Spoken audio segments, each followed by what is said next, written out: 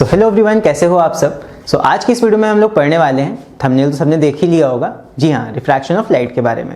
ये रिफ्रैक्शन क्या होता है इसके बारे में आज हम बात करेंगे और यहाँ पे हम लोग एक्सपेरिमेंट्स भी देखेंगे ढेर सारे, जिसकी हेल्प से हम और ज़्यादा बेटर तरीके से समझ पाएंगे रिफ्रैक्शन को। और यहाँ पे हम सारे टॉपिक्स डिस्कस करेंगे इस चैप्टर के और यहाँ पे हम न्यूमेरिकल्स भी सॉल्व करेंगे। ये एक पूरा वन शॉट वीडियो होने वाला है, तो इस वीडियो को पूरा एंड तक जरूर देखना आप। चलो स्टार्ट करते हैं। यहाँ पे सबसे पहले हम कुछ एग्जाम्पल्स की बात करते हैं। यहाँ पे शायद देख के फील नहीं आ रहा होगा, तो एक काम करते हैं, खुद ही इन एक्सपेरिमेंट्स को परफॉर्म करते हैं।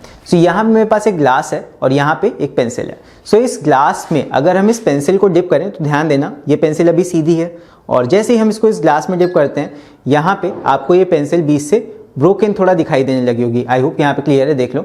यहाँ पे ये पेंसिल क्या पानी में डालते ही ब्रेक हो गई है, बट ऐसा तो नहीं है। इसको हम जैसे ही निकालते हैं वापस से एक सिंगल पीस है और जैसे ही इसको पानी में डालते हैं यहाँ से ये ब्रेक लग रही है। अगर इसको साइड से इस तरह देखें तो ऐसा क्यों? इसके पीछे का जो रीज़न है वो यहाँ पे चैप्टर का हेडिंग रिफ्रैक्शन ही है। ये क्या होता है रिफ्रैक्शन, इसकी बात करते हैं। उसकी बात करने से पहले एक और यहाँ पे एक्सपेरिमेंट आप लोग को दिख रहा होगा, इसकी भी बात कर लेते हैं। सेकंड एक्सपेरिमेंट जो है, इसमें हमने क्या किया है, इसमें हमने एक पेज लिया है और उस पेज पे हमने दो एरो इस तरह ड्रॉ कर लिए हैं। अब ऐसे देखने में तो यहाँ पे दोनों ही एरो सेम डायरेक्शन में है, लेकिन जैसे ही इस एक एरो को मैं इस ग्लास ऑफ वाटर के पास लाता हूँ, पहले हम पेंसिल बाहर निकाल देते हैं।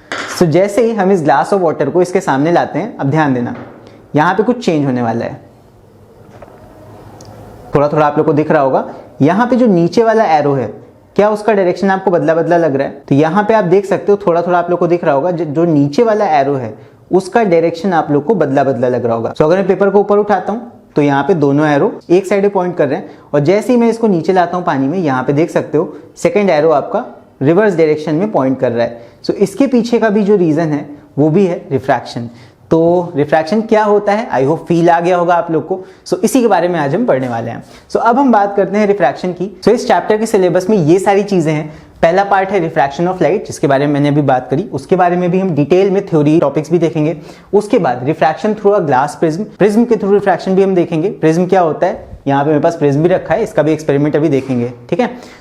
इसके बाद दो और टॉपिक्स हैं, एक है रियल एंड एपरेंट डेप्थ, जो कि एप्लीकेशन है इसी चीज का, रियल लाइफ का, और एक होता है टोटल इंटरनल रिफ्लेक्शन। ये भी बहुत ही यूनिक टॉपिक है, तो इसके बारे में भी इस वीडियो में देखेंगे। तो चलो बिना देरी के स्टार्ट करते हैं इस वीडियो को। सबसे पहला जो हमारा टॉपिक है रिफ्रैक्शन। सबसे पहले हम ये बात कर लेते हैं कि रिफ्रैक्शन क्यों होता है, क्या इसके पीछे का रीजन है, और बेसिकली सारा बैकग्राउंड इसके बारे में देखते हैं। रिफ्रैक्शन को समझने से पहले आप लोग को एक रियल लाइफ एग्जांपल देता हूं। बहुत ही प्यारा सा एग्जांपल है, एक बार में तुमको समझ में आ जाएगा रिफ्रैक्शन क्यों होता है। जैसे मान लो दो बच्चे हैं, या मान लो एक ही बच्चा है, दो अलग अलग जगहों पे है, वैसे अलग अलग लग रहे हैं इसलिए यहाँ पे मैंने दो अलग अलग कह दिया था। यहाँ पे मान लो दो बच्चे हैं, दोनों बच्चों का स्ट्रेंथ लगभग बराबर है, दोनों ही बच्चे बराबर स्पीड से दौड़ सकते हैं। दोनों ही बच्चों को हमने कहा कि फुल स्पीड से आपको रन करना है। एक बच्चे को हमने सड़क पे ऐसे खड़ा कर दिया दौड़ने के लिए और एक बच्चे को हमने स्विमिंग पूल में उतार दिया दौड़ने के लिए। अब यहाँ पे आप बताओ, अगर दोनों ही बच्चे बराबर स्ट्रेंथ के हैं, बराबर स्पीड से दौड़ सकते हैं, तो कौन से बच्चे की स्पीड ज्यादा होगी? ऑब्वियसली कॉमन सेंस कहता है, या फिर आपने अगर ऐसा करके देखा होगा कि पानी में चलना काफी मुश्किल होता है। अगर आपने कभी पूल में चल के देखा होगा तो पानी में जो बच्चा चल रहा है वो काफी स्लो स्पीड से चल पाएगा, और वहीं पे जो बच्चा रोड पे चल रहा है, क्योंकि उसको कोई रेजिस्टेंस फील नहीं होगा हवा की वजह से, वो काफी तेजी से दौड़ पाएगा। ऑब्वियसली जो हवा में बच्चा है, यानी रोड पे जो बच्चा दौड़ रहा है, वो तेजी से दौड़ के कवर कर लेगा सारा डिस्टेंस, लेकिन जो बच्चा पानी में है वो धीरे धीरे ही चल पाएगा, चाहे वो जितनी भी ताकत लगाए। तो यहाँ पे पानी की वजह से इस बच्चे की स्पीड स्लो हो जा रही है, स्पीड में फर्क आ रहा है। तो वही चीज लाइट के साथ भी होती है। देखो, walking in air is easier, यहाँ पे एयर क्योंकि रेयरर होती है, रेयर का मतलब लाइट, हल्की होती है, और वहीं पे पानी के अंदर चलना डिफिकल्ट होता है, बिकॉज पानी भारी होता है या डेंस होता है और वो आपको कहीं ना कहीं रोकता है। तो जो चीज आपको रोक रही है, क्या वो लाइट को नहीं रोकती होगी? सोच के देखो। यही चीज अगर हम लाइट के लिए सोचें कि लाइट के लिए भी वैक्यूम में या फिर एयर में ट्रेवल करना आसान होता है, और वहीं पे पानी या फिर किसी भी डेंस मीडियम के अंदर, मैं ओपेक मीडियम की बात नहीं कर रहा हूं, मैं ट्रांसपेरेंट मीडियम की ही बात कर रहा हूं, तो ट्रांसपेरेंट मीडियम भी अगर डेंस है, घना है, तो उसके अंदर लाइट को ट्रेवल करने में दिक्कत होती है और उसकी स्पीड कम हो जाती है। यहाँ पे वही एग्जांपल सोचो जो पेंसिल वाला अभी हमने एक्सपेरिमेंट देखा था। यहाँ पे जो पार्ट पेंसिल का हवा में है, वहां से लाइट टकरा के आपकी आईज तक जल्दी पहुंच जाएगी, और जो पार्ट ऑफ पेंसिल आपका वाटर के अंदर डिप्ड है वहां से लाइट आपकी आंखों तक अलग स्पीड से पहुंचेगी। तो ये जो स्पीड का फर्क है दोनों लाइट्स का आपकी आंखों तक पहुंचने का, इस स्पीड के डिफरेंस की वजह से आपको पेंसिल अलग अलग टाइप से दिखाई देती है। एयर में अलग तरह से दिखाई दे रही है और पानी में अलग तरह से। सो ये स्पीड का सारा खेल है, क्योंकि लाइट की स्पीड डिफरेंट मीडियम्स में अलग अलग हो जाती है। सो इसी वजह से लाइट अलग स्पीड से ट्रैवल करेगी अलग अलग मीडियम्स में, जिसकी वजह से रिफ्रैक्शन कॉज होता है और जिसकी वजह से ये सारे फिनोमिना अकर करते हैं। आई होप थोड़ा आपको आइडिया मिल गया होगा रिफ्रैक्शन के पीछे का, कि रिफ्रैक्शन क्यों होता है, because speed of light in different mediums is different. सीधी सी बात है। चलो आगे बढ़ते हैं। सो ये तो हमें समझ में आ गया कि रिफ्रैक्शन क्यों होता है। अब रिफ्रैक्शन कैसे होगा, क्या क्या चीजें हमें वहां पे ध्यान रखनी पड़ेंगी, इसकी बात कर लेते हैं। सो जब भी एक मीडियम से लाइट दूसरे ट्रांसपेरेंट मीडियम में जाती है, हम सिर्फ ट्रांसपेरेंट मीडियम्स की बात कर रहे हैं, ईंटे के थ्रू लाइट नहीं पार हो जाएगी, ठीक है। तो यहाँ पे ट्रांसपेरेंट मीडियम्स की बात करेंगे, जैसे हवा हो गई, पानी हो गया, ग्लास हो गया, डायमंड हो गया।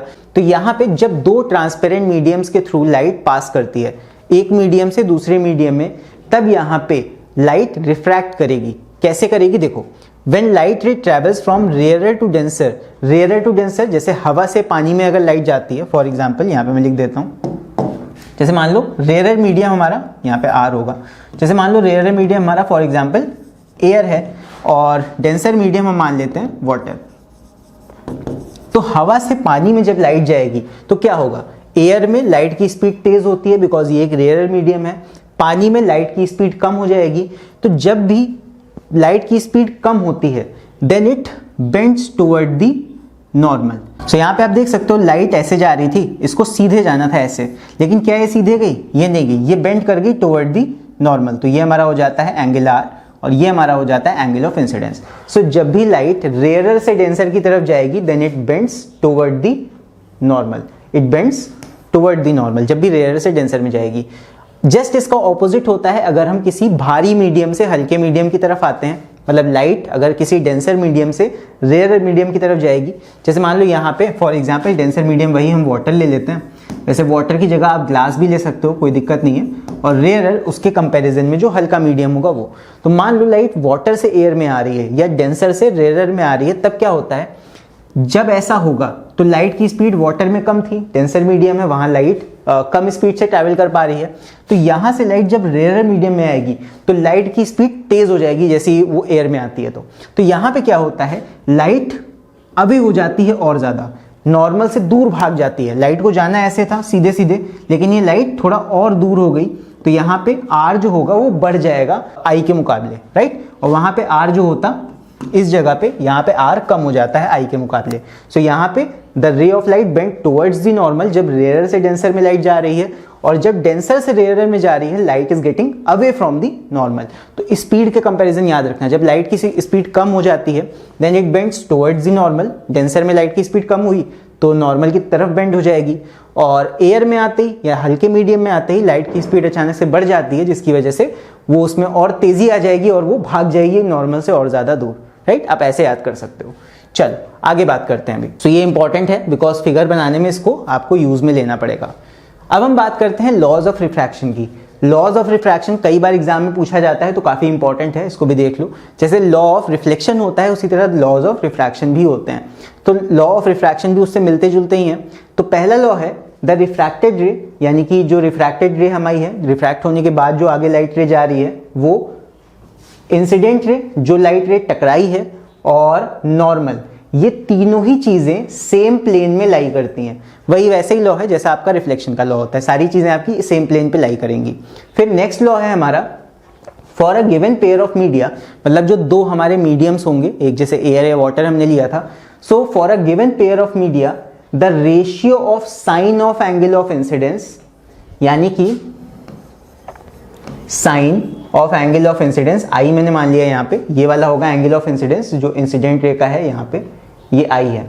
फिर to the sine of angle of refraction, sine of angle of refraction मतलब ये जो एंगल आर है नीचे वाला रिफ्रैक्टेड रे का angle from the normal upon sine R, इन दोनों का जो रेशियो होगा that ratio is always constant. और इस रेशियो का वैल्यू जो होता है या इस रेशियो को जो रिप्रेजेंट करते हैं इसको म्यू से रिप्रेजेंट करते हैं।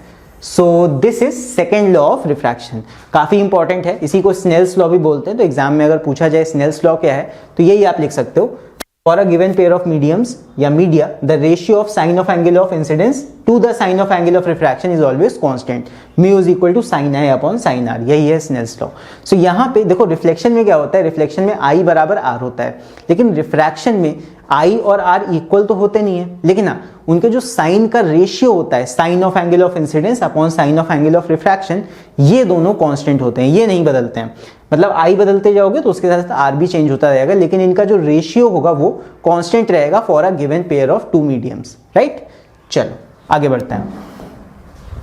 इसके बाद हम बात कर लेते हैं रिफ्रैक्टिव इंडेक्स की। यहां पे जो हमने म्यू देखा था, ये यही होता है रिफ्रैक्टिव इंडेक्स। सो इसका काफी ज्यादा खेल है यहाँ पे, इसी के ऊपर कई सारी चीजें डिपेंड करती हैं, तो ये काफी ज्यादा कह सकते हो अपनी स्टोरी का हीरो है। तो रिफ्रैक्टिव इंडेक्स के ऊपर बहुत सारी चीजें डिपेंड करेंगी, तो इसको आप याद रखना। रिफ्रैक्टिव इंडेक्स बराबर होता है sine I upon sine R. इसी को हम और तरीके से भी डिफाइन कर सकते हैं, तो वही हम नेक्स्ट स्लाइड में देखने वाले हैं। सो रिफ्रैक्टिव इंडेक्स, अब इसको हम एक और तरीके से भी डिफाइन करते हैं, पढ़ते हैं। Refractive index of a medium is defined as the ratio, पहले तो sine I upon sine R हमने देखा था, लेकिन हम इसको एक और वे से कह सकते हैं, is defined as the ratio of speed of light in vacuum to the speed of light in that medium। इस तरह से भी हम म्यू को डिफाइन करते हैं। यहाँ पे देखो लिखा है mu is equal to speed of light in vacuum, यानी कि जो म्यू होगा वो होगा c, स्पीड ऑफ लाइट को हम c से डिनोट करते हैं, upon speed of light in medium, यानी कि v हम मान लेते हैं वेलोसिटी को, स्पीड को, तो ये हो जाता है अपना म्यू। तो किसी भी सब्सटेंस के लिए रिफ्रैक्टिव इंडेक्स को हम ऐसे भी बोल सकते हैं that refractive index is equal to speed of light in vacuum, यानी कि 3 × 10⁸ मीटर पर सेकेंड, अपॉन कि उस मीडियम में लाइट की स्पीड क्या है। तो बेसिकली दोनों स्पीड्स का जो रेशियो होता है वो म्यू से हम डिफाइन करते हैं। तो सोच के देखो किसी भी मीडियम का हम ये म्यू निकाल सकते हैं आसानी से। सो इसी तरह एक्सपेरिमेंटली म्यू निकाला जा चुका है हर एक सब्सटेंस के लिए। सो इसी का हम यूज करेंगे आगे न्यूमेरिकल्स में और वैल्यूज को निकालेंगे। अब जैसे कि फॉर एग्जाम्पल हम कुछ यहाँ पे सब्सटेंसेस के म्यू देखने वाले हैं या फिर रिफ्रैक्टिव इंडेक्सेस देखने वाले हैं। तो जैसे पहला यहाँ पे है the speed of light in air is 3 × 10⁸ metre per second, ये सबको पता है, हवा में लाइट की स्पीड इतनी होती है। एंड ग्लास की हम बात कर रहे हैं, ग्लास में यही स्पीड हो जाती है कम, अप्रॉक्स हम देखें तो 2 × 10⁸ मीटर पर सेकेंड ये हो जाती है ग्लास के अंदर लाइट की स्पीड। सो यहाँ पे अगर हम रिफ्रैक्टिव इंडेक्स ग्लास की निकालें तो रिफ्रैक्टिव इंडेक्स का फॉर्मूला क्या हमने देखा, mu is equal to speed of light in vacuum, जो कि है 3 × 10⁸ upon speed of light in that medium. Medium में लाइट की स्पीड यानी ग्लास के अंदर लाइट की स्पीड है इतना, तो अगर हम ये दोनों को अपॉन में डिवाइड करके रख दें तो यहां से निकल के आता है 1.5, जो कि होता है रिफ्रैक्टिव इंडेक्स ऑफ ग्लास। तो यही यहाँ पे लिखा भी हुआ है। सो किसी भी सब्सटेंस का हम रिफ्रैक्टिव इंडेक्स बड़ी आसानी के साथ इसी तरह निकाल सकते हैं, बस हमें उस सब्सटेंस के अंदर लाइट की स्पीड पता होनी चाहिए, जो कि हम कैलकुलेट कर सकते हैं एक्सपेरिमेंट्स की मदद से। सो उसी तरह आप देख सकते हो दैट वाटर में स्पीड इतनी होती है लाइट की, तो इससे हम वाटर में भी रिफ्रैक्टिव इंडेक्स निकाल सकते हैं, जो कि होता है 4/3 या फिर 1.33 इस तरह। और refractive index of diamond is 2.41। तो 2.41 का क्या मतलब हुआ कि डायमंड के अंदर लाइट 2.41 टाइम्स कम हो जाती है लाइट की स्पीड, या फिर आप कह सकते हो हवा में लाइट 2.41 टाइम्स ज्यादा तेजी से ट्रैवल करती है as compared to diamond. So basically speeds के बीच का रेशियो होता है म्यू। अब म्यू क्योंकि एक रेशियो है तो म्यू का कोई भी यहाँ पे यूनिट नहीं होगा, ये एक रेशियो होगा। आई होप म्यू के बारे में इतनी सारी चीजें आप लोगों को समझ में आ गई होंगी। अब म्यू को डिफाइन कैसे करना था वो हमने देख लिया, लेकिन म्यू के बारे में थोड़ा सा और चीजें भी जान लेते हैं। कहीं कहीं पे आप लोग को दिखेगा इस तरह 1 μ2। इसका क्या मतलब होता है? इसका मतलब ये होता है that we are talking about refractive index of medium 2। ये जो बाद वाला लिखा होता है इसका रिफ्रैक्टिव इंडेक्स हम बता रहे होते हैं विद रिस्पेक्ट टू 1, ये होता है इसका मतलब। तो ये जो नोट में मैंने लिखा है इसको आप लोग याद रखना जरूर से, बहुत ही इंपॉर्टेंट चीज है दैट जब भी 1 μ2 लिखा होगा, 1 μ2 भले ना लिखा हो, इस तरह लिखा होगा। मान लो फॉर एग्जाम्पल एयर और ग्लास के बीच लाइट आ जा रही है, तो यहां पे इस तरह लिख देंगे A μg। इसका मतलब है refractive index of glass with respect to air. यहां पे लिख देता हूं मैं, this is refractive index of glass with respect to air. तो इस तरह इसको याद रखना है। बाद वाले का रिफ्रैक्टिव इंडेक्स हम बताते हैं with respect to the earlier one. So यहाँ पे ग्लास का रिफ्रैक्टिव इंडेक्स होगा with respect to the air. तो ये काफी इंपॉर्टेंट चीज है, ठीक है, तो इसको याद रखना, काफ़ी इंपॉर्टेंट है, लिख देता हूँ यहाँ पे, दिस इज इंपॉर्टेंट बिकॉज ये न्यूमेरिकल्स में अक्सर कभी कभी पलट के दे दिया जाता है, तो वहाँ पे आपको पहचानना पड़ेगा कि सही वाला रिफ्रैक्टिव इंडेक्स आपके पास है या फिर नहीं।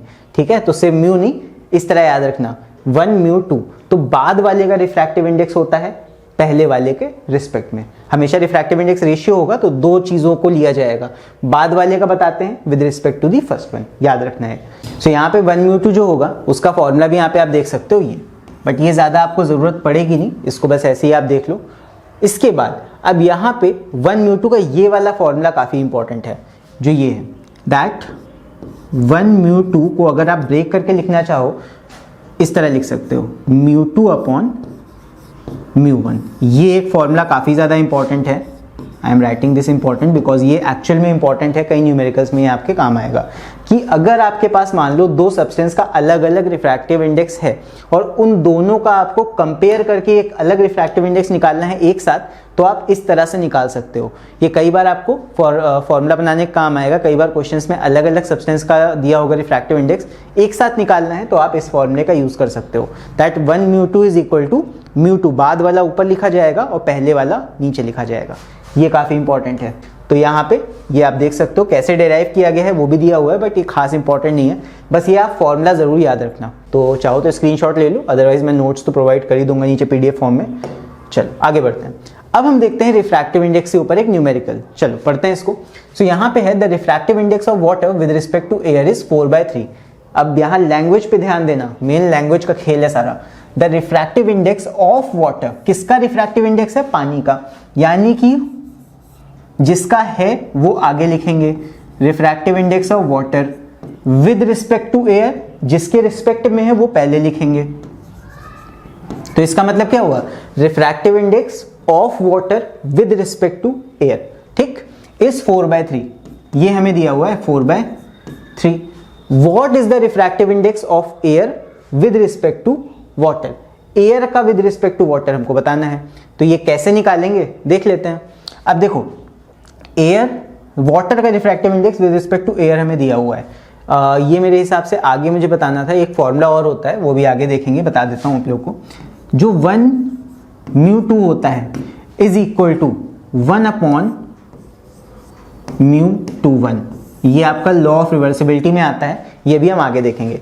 इसका मतलब ये है सीधा सीधा कि अगर आपको इस तरह रिफ्रैक्टिव इंडेक्स पता है दो सब्सटेंस का, अगर आपको ऑपोजिट वे में निकालना है तो सीधी सी बात है, उसका बस आप रेसिप्रोकल कर दो, आपको रिफ्रैक्टिव इंडेक्स मिल जाएगा ऑपोजिट वे वाले का। जैसे यहाँ पे आपको वाटर का रिफ्रैक्टिव इंडेक्स दिया है विद रिस्पेक्ट टू एयर, आपको फाइंड क्या करना है? Refractive index of air with respect to water. तो यहाँ पे हमें फाइंड करना है refractive index of air with respect to water, तो ये हो जाएगा 1 अपॉन,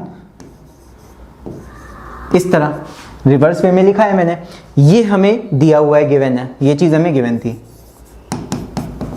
तो बस इसका निकालना है, यहाँ पे वैल्यू रख दो 1 अपॉन ए म्यू डब्ल्यू हमारा कितना है 4/3, रेसिप्रोकल हो जाएगा, 3 ऊपर आ जाएगा 4 नीचे आ जाएगा, तो यही हो जाएगा हमारा refractive index of air with respect to water which is 3/4। चाहो तो इसको डिवाइड कर सकते हो, अदरवाइज ऐसे ही आंसर आप फ्रैक्शन में भी बता सकते हो। तो ये है हमारा आंसर, यहाँ पे आंसर कितना आ रहा है? आंसर 0.75 है, आप डिवाइड कर दोगे 0.75 आ जाएगा, राइट। चलो आगे बढ़ते हैं। So next is factors affecting refractive index. अब हम ये भी कभी कभी क्वेश्चन पूछ लिया जाता है हमसे कि रिफ्रैक्टिव इंडेक्स किन किन फैक्टर्स पे डिपेंड करता है, कई बार क्वेश्चन आता है एग्जाम में, तो यहाँ पे इसकी ये भी देखना जरूरी है। तो रिफ्रैक्टिव इंडेक्स वो किन किन बातों पे डिपेंड करेगा? रिफ्रैक्टिव इंडेक्स जिस सब्सटेंस का है, जैसे कांच का है, पानी का है, तो उसके नेचर पे डिपेंड करेगा। पहली चीज, नेचर का मतलब कि वो कैसा है, रेयरर है या डेंसर है, यानी कि उसकी ऑप्टिकल डेंसिटी पे डिपेंड करेगा। तो रिफ्रैक्टिव इंडेक्स ऑप्टिकल डेंसिटी पे डिपेंड करता है। ऑप्टिकल डेंसिटी एक्चुअल डेंसिटी से अलग होती है, ऐसा नहीं है कोई चीज भारी है तो उसकी ऑप्टिकल डेंसिटी भी ज्यादा होगी, उसके अंदर मॉलिक्यूल्स का स्ट्रक्चर क्या है, किस तरह से वो पैक्ड है, लाइट को वो कितना आसानी से अपने अंदर से फ्लो करने दे रहा है, ये होती है उस सब्सटेंस की ऑप्टिकल डेंसिटी। सो रिफ्रैक्टिव इंडेक्स सबसे पहले डेंसिटी पे डिपेंड करेगा, नॉट ऑन वेट वाला डेंसिटी, ये ऑप्टिकल डेंसिटी पे डिपेंड करता है। तो पहला है ऑप्टिकल डेंसिटी, अगर नहीं याद है तो आप लोग नेचर याद कर सकते हो, नेचर ऑफ द मीडियम, ठीक है। फिर नेक्स्ट इज टेम्परेचर, तापमान पे डिपेंड करता है। टेम्परेचर जो होता है वो इन्वर्सली प्रोपोर्शनल होता है रिफ्रैक्टिव इंडेक्स से। मतलब किसी सब्सटेंस का अगर आप तापमान बढ़ाओगे या टेम्परेचर बढ़ाओगे तो रिफ्रैक्टिव इंडेक्स कम होगा, इसीलिए मैंने इन्वर्सली प्रोपोर्शनल का सिंबल लगाया है 1/टेम्परेचर। ठीक है, और कलर या वेवलेंथ पे भी डिपेंड करता है। वेवलेंथ अगर किसी लाइट की, मतलब दो अगर अलग अलग वेवलेंथ्स की लाइट हैं, सो उन दोनों के लिए ही रिफ्रैक्टिव इंडेक्सेस अलग अलग होंगे फॉर द सेम मटेरियल। तो रिफ्रैक्टिव इंडेक्स वेवलेंथ पे भी डिफर करता है। सो वेवलेंथ पे कैसे डिपेंड करता है? वेवलेंथ इनवर्सली प्रोपोर्शनल होती है रिफ्रैक्टिव इंडेक्स के। सो वेवलेंथ अगर आप बढ़ाओगे तो रिफ्रैक्टिव इंडेक्स यहाँ कम हो जाएगा, और अगर वेवलेंथ आप घटाओगे तो रिफ्रैक्टिव इंडेक्स बढ़ जाएगा। जैसे कि फॉर एग्जांपल यहाँ पे आप देख सकते हो that refractive index violet colour का ज्यादा होता है रेड से। क्यों? बिकॉज वॉयलेट कलर का वेवलेंथ सबसे कम है, तो इसका वेवलेंथ सबसे कम है तो इसका रिफ्रैक्टिव इंडेक्स ज्यादा है। और अगर रेड की बात करें, इसका वेवलेंथ सबसे ज्यादा होता है तो इसका रिफ्रैक्टिव इंडेक्स कम है, उल्टा रिलेशन होता है। तो ये हैं सारे यहाँ पे फैक्टर्स, तो इनको आप देख सकते हो। एटलीस्ट 2 तो आप याद रखना, बिकॉज एग्जाम में पूछे जा सकते हैं। आगे बढ़ते हैं, चलो नेक्स्ट एक और चीज की बात अब करते हैं कि लाइट जब एक मीडियम से दूसरे मीडियम में जाती है तो उसके अलग अलग फीचर्स पे क्या क्या असर पड़ता है। उसकी स्पीड पे क्या असर पड़ता है वो तो हमने सबसे पहले बात कर ली थी। सेकंड, उसकी वेवलेंथ पे क्या असर पड़ता है एंड उसकी फ्रीक्वेंसी पे क्या असर पड़ता है। सो सबसे पहले हम बात करते हैं स्पीड की। स्पीड बहुत ही सिंपल है।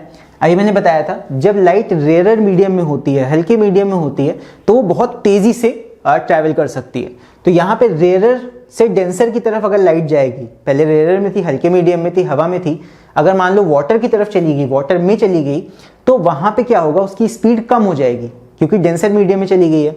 सो जब भी लाइट रेयर से डेंसर में जाती है उसकी स्पीड कम हो जाती है। कॉमन सेंस है, जैसे आप है पानी में जाओगे तो पानी में आपकी रफ्तार कम हो जाएगी, वही लाइट के साथ भी होता है। लेकिन अगर लाइट डेंसर से रेयर में आ रही है, मान लो आप पानी से निकल के हवा में आ रहे हो, आपकी रफ्तार बढ़ जाएगी, वही चीज लाइट के साथ भी होती है। लाइट अगर डेंसर से रेयर में आ रही है तो स्पीड क्या होगी, उसकी बढ़ जाएगी। कॉमन सेंस है ये आपको याद भी रखने की, रटने की भी जरूरत नहीं है। इसके बाद नेक्स्ट इज फ्रीक्वेंसी। फ्रीक्वेंसी पे क्या असर पड़ता है लाइट का एक मीडियम से दूसरे मीडियम में जाने पे? एक्चुअली फ्रीक्वेंसी पे कोई असर नहीं पड़ता। क्यों? बिकॉज फ्रीक्वेंसी सोर्स पे डिपेंड करती है। सोर्स कहां से लाइट आ रही है वहां पे फ्रीक्वेंसी जनरेट होती है, एंड फ्रीक्वेंसी चेंज नहीं होती, इट डज नॉट चेंज। तो ये भी आप याद रखना। फिर इसके बाद वेवलेंथ की अगर हम बात करें तो देखो एक फॉर्मूला होता है v is equal to F lambda. अगर इसको हम लैम्डा के रिस्पेक्ट में बनाए तो lambda is equal to v upon F आ जाएगा। अब यहाँ पे देखो फ्रीक्वेंसी चेंज नहीं हो रही है, स्पीड घट या बढ़ रही है, तो लैम्डा पे भी तो असर आएगा ना, लैम्डा भी तो चेंज होगा। एक चीज चेंज नहीं हो रही, एक चीज हो रही है, तो तीसरी भी चीज चेंज होगी ही होगी। सो यहाँ पे वेवलेंथ में चेंज आता है। जब लाइट एक मीडियम से दूसरे मीडियम में जाती है तो उसका वेवलेंथ बदलता है। कैसे बदलता है? देखो wavelength is directly proportional to speed. अगर स्पीड बढ़ेगी तो वेवलेंथ भी बढ़ेगी, अगर स्पीड कम होगी लाइट की तो वेवलेंथ भी कम होगा। डायरेक्टली प्रोपोर्शनल है, ये बात याद रखना, it is directly proportional to speed wavelength. तो अगर हम कहें कि रेयर से डेंसर की तरफ लाइट जा रही है तो रेयर से डेंसर में क्या होगा, स्पीड ऑफ लाइट कम होगी, स्पीड डिक्रीज होगी। तो अगर स्पीड डिक्रीज होगी तो वेवलेंथ भी डिक्रीज हो रही है। फिर अगर बात करें डेंसर से रेयर की तरफ लाइट के जाने की, तो अगर भारी मीडियम से हल्के मीडियम की तरफ लाइट जाएगी तो तेज हो जाएगी, लाइट की स्पीड तेज हो जाएगी तो वेवलेंथ भी इंक्रीज हो जाएगी। तो इस तरह बस सिर्फ एक चीज याद रख सकते हो, उससे ये चीज आसानी से याद हो जाएगी। और बाकी रही बात फ्रीक्वेंसी की, तो फ्रीक्वेंसी तो चेंज होती नहीं है, राइट। आई होप ये क्लियर है ये तीनों चीजें। इसके बाद बढ़ते हैं आगे एंड देखते हैं एक न्यूमेरिकल। यहाँ पे है a ray of light of wavelength 5400 angstrom suffers. अच्छा एक चीज मैं भूल गया बताना, यहाँ पे वेवलेंथ चेंज कैसे होती है इसका फॉर्मूला भी देख लो, ये मैंने रह गया था यहाँ बताना। That lambda dash is equal to lambda upon mu, ये होता है रिलेशन चेंज इन वेवलेंथ का। यहाँ पे लैम्डा डैश जो है ये है न्यू वेवलेंथ या चेंज वेवलेंथ, न्यू वेवलेंथ या फिर चेंज्ड वेवलेंथ। ये है आपकी ओरिजिनल वेवलेंथ, ओरिजिनल वेवलेंथ, और नीचे म्यू है, म्यू आपका होता है रिफ्रैक्टिव इंडेक्स। तो ये एक फॉर्मूला होता है जो कि आपको चेंज इन वेवलेंथ निकालने के काम आएगा। चलो इसी के ऊपर न्यूमेरिकल है हमारा अगला। न्यूमेरिकल है a ray of light of wavelength 5400 angstrom suffers refraction from air to glass. Air to glass का रिफ्रैक्शन उसने सफर किया है। Then taking a mu G is equal to 3/2 find the wavelength of light in glass. यहाँ पे कैसे हमें बताना है वेवलेंथ लाइट का ग्लास में बताना है, यानी कि चेंज वाला वेवलेंथ बताना है। ग्लास में जाने के बाद लाइट का वेवलेंथ कितना हो गया। ये कैसे बताएंगे, यहाँ पे हमें गिवन है, गिवन लिख लेते हैं पहले, हमें एक्चुअल वेवलेंथ दी हुई है 5400 एंगस्ट्रम। एंगस्ट्रम का मतलब होता है 10⁻⁻10 मीटर, और यहाँ पे एंगस्ट्रम में बताना तो चेंज करने की ज़रूरत नहीं है। और बाकी हमें जो म्यू का वैल्यू दिया हुआ है ए म्यू जी, ग्लास का ही दिया हुआ है रिफ्रैक्टिव इंडेक्स, ये दिया हुआ है 3/2। एंड हमें क्या निकालना है, हमें यहाँ पे फाइंड करना है लैम्डा डैश। तो लैम्डा डैश का फॉर्मूला हमने क्या देखा था, लैम्डा अपॉन म्यू। सीधे सीधे यहाँ पे लैम्डा का वैल्यू रखेंगे 5400 एंगस्ट्रम में है, और नीचे 3/2। सॉल्व कर देते हैं इसको, 5400 नीचे रेसिप्रोकल हो जाएगा, 3 नीचे रहेगा, 2 ऊपर आ जाएगा। आप 3 से काट दो, ये हो जाएगा 3 1 ज़ा 3, उसके बाद 3 8 ज़ा 24 और 0 0, तो 18 2 ज़ा ये हो जाएगा 36 3600, और एंगस्ट्रम में था तो ये एंगस्ट्रम में आ जाएगा। सो ये है चेंज्ड वेवलेंथ। ग्लास में जाने के बाद लाइट का वेवलेंथ बदल के इतना हो जाएगा। सो आई होप क्लियर हो गया होगा एल न्यूमेरिकल भी कि चेंज इन वेवलेंथ हम कैसे निकालते हैं। तो अक्सर एग्जाम में पूछ लिया जाता है, तो आप ये फॉर्मूला, ये वाला, ये आप याद रखना, ठीक है। तो चलो आगे बढ़ते हैं। नेक्स्ट अभी हम बात करते हैं प्रिंसिपल ऑफ रिवर्सिबिलिटी की, जो न्यूमेरिकल हम लोगों ने अभी पहले कर लिया था। सो प्रिंसिपल ऑफ रिवर्सिबिलिटी क्या होता है, नाम से ही पता लग रहा है किसी चीज़ के रिवर्स होने की बात होगी यहाँ पे। तो हम लाइट के बारे में पढ़ रहे हैं, तो लाइट के ही रिवर्स होने की बात हो रही है। सो जैसे मान लो लाइट है, हम एक मीडियम से, हमें नहीं पता रेयर है या फिर डेंसर है, कैसा भी है, हम एक मीडियम से लाइट को ऐसे टॉर्च लगाते हैं, लेजर टॉर्च, और लाइट को ऐसे यहाँ पे पास करते हैं, फिर लाइट जाती है इधर आगे। तो ये लाइट का मान लो पाथ है, लाइट को जाना है ऐसे था, लेकिन वो रिफ्रैक्ट होके ऐसे मुड़ के चली गई, बेंड हो गई टुवर्ड्स दी नॉर्मल। लेकिन अगर हम इसको रिवर्स वे में, अगर हम सेम पाथ को फॉलो करें, इधर से टॉर्च लगाएं, तो लाइट वापस से यूं जाएगी और सेम यही पाथ फॉलो करेगी। तो यही होता है principle of reversibility, that light जो है वो अपना रिवर्स्ड पाथ फॉलो करेगी अगर हम उसका सोर्स दूसरी जगह पे या दूसरी तरफ अगर रख देते हैं तो यही है। यानी कि according to this principle the path of light ray is reversible. किसी भी लाइट रे का जो पाथ होता है वो रिवर्सिबल होता है। और इस जो लॉ का एक फॉर्मूला है 1μ2 इज इक्वल टू 1/2μ1। यानी कि अगर एक चीज का रिफ्रैक्टिव इंडेक्स आप दूसरे के रिस्पेक्ट में जानते हो तो आप उसका ऑपोजिट फाइंड कर सकते हो बाय टेकिंग इट्स रेसिप्रोकल। तो ये है हमारा प्रिंसिपल ऑफ रिवर्सिबिलिटी, ठीक है। तो इसको याद रखना, न्यूमेरिकल्स में काफी काम आएगा। कभी कभी आपको एक रिफ्रैक्टिव इंडेक्स दे दिया जाता है, आपको दूसरा चाहिए होता है उसके ऑपोजिट वाले का, तो इसकी मदद से आप ऑपोजिट का निकाल सकते हो। जैसे मान लो आपको ग्लास का दिया है विद रिस्पेक्ट टू एयर, आपसे एयर का पूछ लिया विद रिस्पेक्ट टू ग्लास, तो उल्टा करने के लिए हम इस फॉर्मूला का यूज करते हैं। और ये किसके अंदर आता है, ये आता है प्रिंसिपल ऑफ रिवर्सिबिलिटी के अंदर। So principle of reversibility 1 marks में पूछा जा सकता है, तो इसको थोड़ा सा आप याद रखना कि प्रिंसिपल ऑफ रिवर्सिबिलिटी क्या बताता है, that the path of a light ray is reversible. Simple सा ये एक लाइन का डेफिनेशन है। सो आई होप क्लियर हो गया है। चलो आगे बढ़ते हैं। सो नेक्स्ट यही न्यूमेरिकल अभी हम कर चुके हैं, आई होप मिसप्लेस हो गया है आगे पीछे थोड़ा, तो ये न्यूमेरिकल हम अभी कर चुके हैं, इसको दोबारा नहीं करेंगे। सो आगे बढ़ते हैं अभी। सो नेक्स्ट अब हम बात करते हैं refraction of light through a slab. Glass slab के थ्रू रिफ्रैक्शन ऑफ लाइट के बारे में हम बात करने वाले हैं। सो यहाँ पे आप फिगर एक देख सकते हो, बेसिकली फिगर भी नहीं है बट रियल में हमने एक एक्सपेरिमेंट किया है, यहाँ पे उस एक्सपेरिमेंट को देख रहे हैं। यहाँ पे मैंने क्या किया है, ये एक लेजर टॉर्च है एंड ये लेने का पर्पस यही है कि आपको एक रे ऑफ लाइट में दिखा सकूं।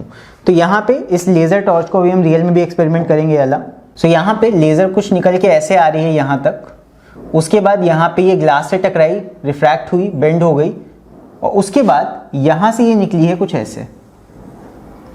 तो ये कुछ इसका पाथ है। यहाँ पे लास्ट फेज में क्योंकि लेजर का पावर काफी कम हो गया है तो उतना क्लियर नहीं दिख रही है, बट कुछ ऐसे इसका पाथ है। सो अगर हम इसको ध्यान से देखें, सो यहाँ से रे ऑफ लाइट निकलती है, इस तरह जाती है, यहाँ पे हम नॉर्मल इस तरह ड्रॉ कर सकते हैं। तो यहाँ पे ये है एंगल ऑफ इंसिडेंस, ये है एंगल ऑफ रिफ्रैक्शन, थोड़ा सा ये बेंड हो गई है टुवर्ड्स दी नॉर्मल, बिकॉज ये एयर से, ये एयर था, ये ग्लास है, ये ग्लास का एक स्लैब है रेक्टेंगुलर। सो यहाँ पे आपका लाइट को ऐसे जाना था बट ऐसे नहीं गई, थोड़ा सा ये बेंड हो गई टुवर्ड्स दी नॉर्मल। फिर ये लाइट आगे आई, उसके बाद यहाँ पे इस सरफेस से टकराई, अगेन हमने नॉर्मल एक ड्रॉ किया, इस बार ये हो जाएगा आई, और ये बाहर वाला इस बार देखो light away from the normal थोड़ा और बाहर की तरफ ऐसे बेंड हो गई है। सो अगर हम लाइट का यहाँ ओरिजिनल पार्ट ड्रॉ करें तो लाइट का जो ओरिजिनल पाथ होगा वो कुछ ऐसा आएगा लगभग, आई होप स्ट्रेट है, लगभग ऐसा कुछ आएगा। सो यहाँ पे आप देख सकते हो कि जब भी हम एक ग्लास स्लैब रख देते हैं लाइट के रास्ते में तो लाइट का पाथ कुछ ऐसे होता है। ये मैं एक्सपेरिमेंटली भी आपको दिखा सकता हूँ। सो यहाँ पे आप देख सकते हो कि हमने एक लेजर टॉर्च को लिया है और इस लेजर टॉर्च को हम ऐसे लाइट कर रहे हैं। तो जब ये स्लैब के बाहर से जा रही है तब यहाँ पे स्ट्रेट जा रही है, लेकिन जैसे ही हम इसके रास्ते में स्लैब रखते हैं तो स्लैब के थ्रू ये कुछ इसी तरह बेंड हो जाती है। यहाँ पे जो फिगर है सेम यही है, यहाँ पे ये बेंड हो जाएगी कुछ इस तरह।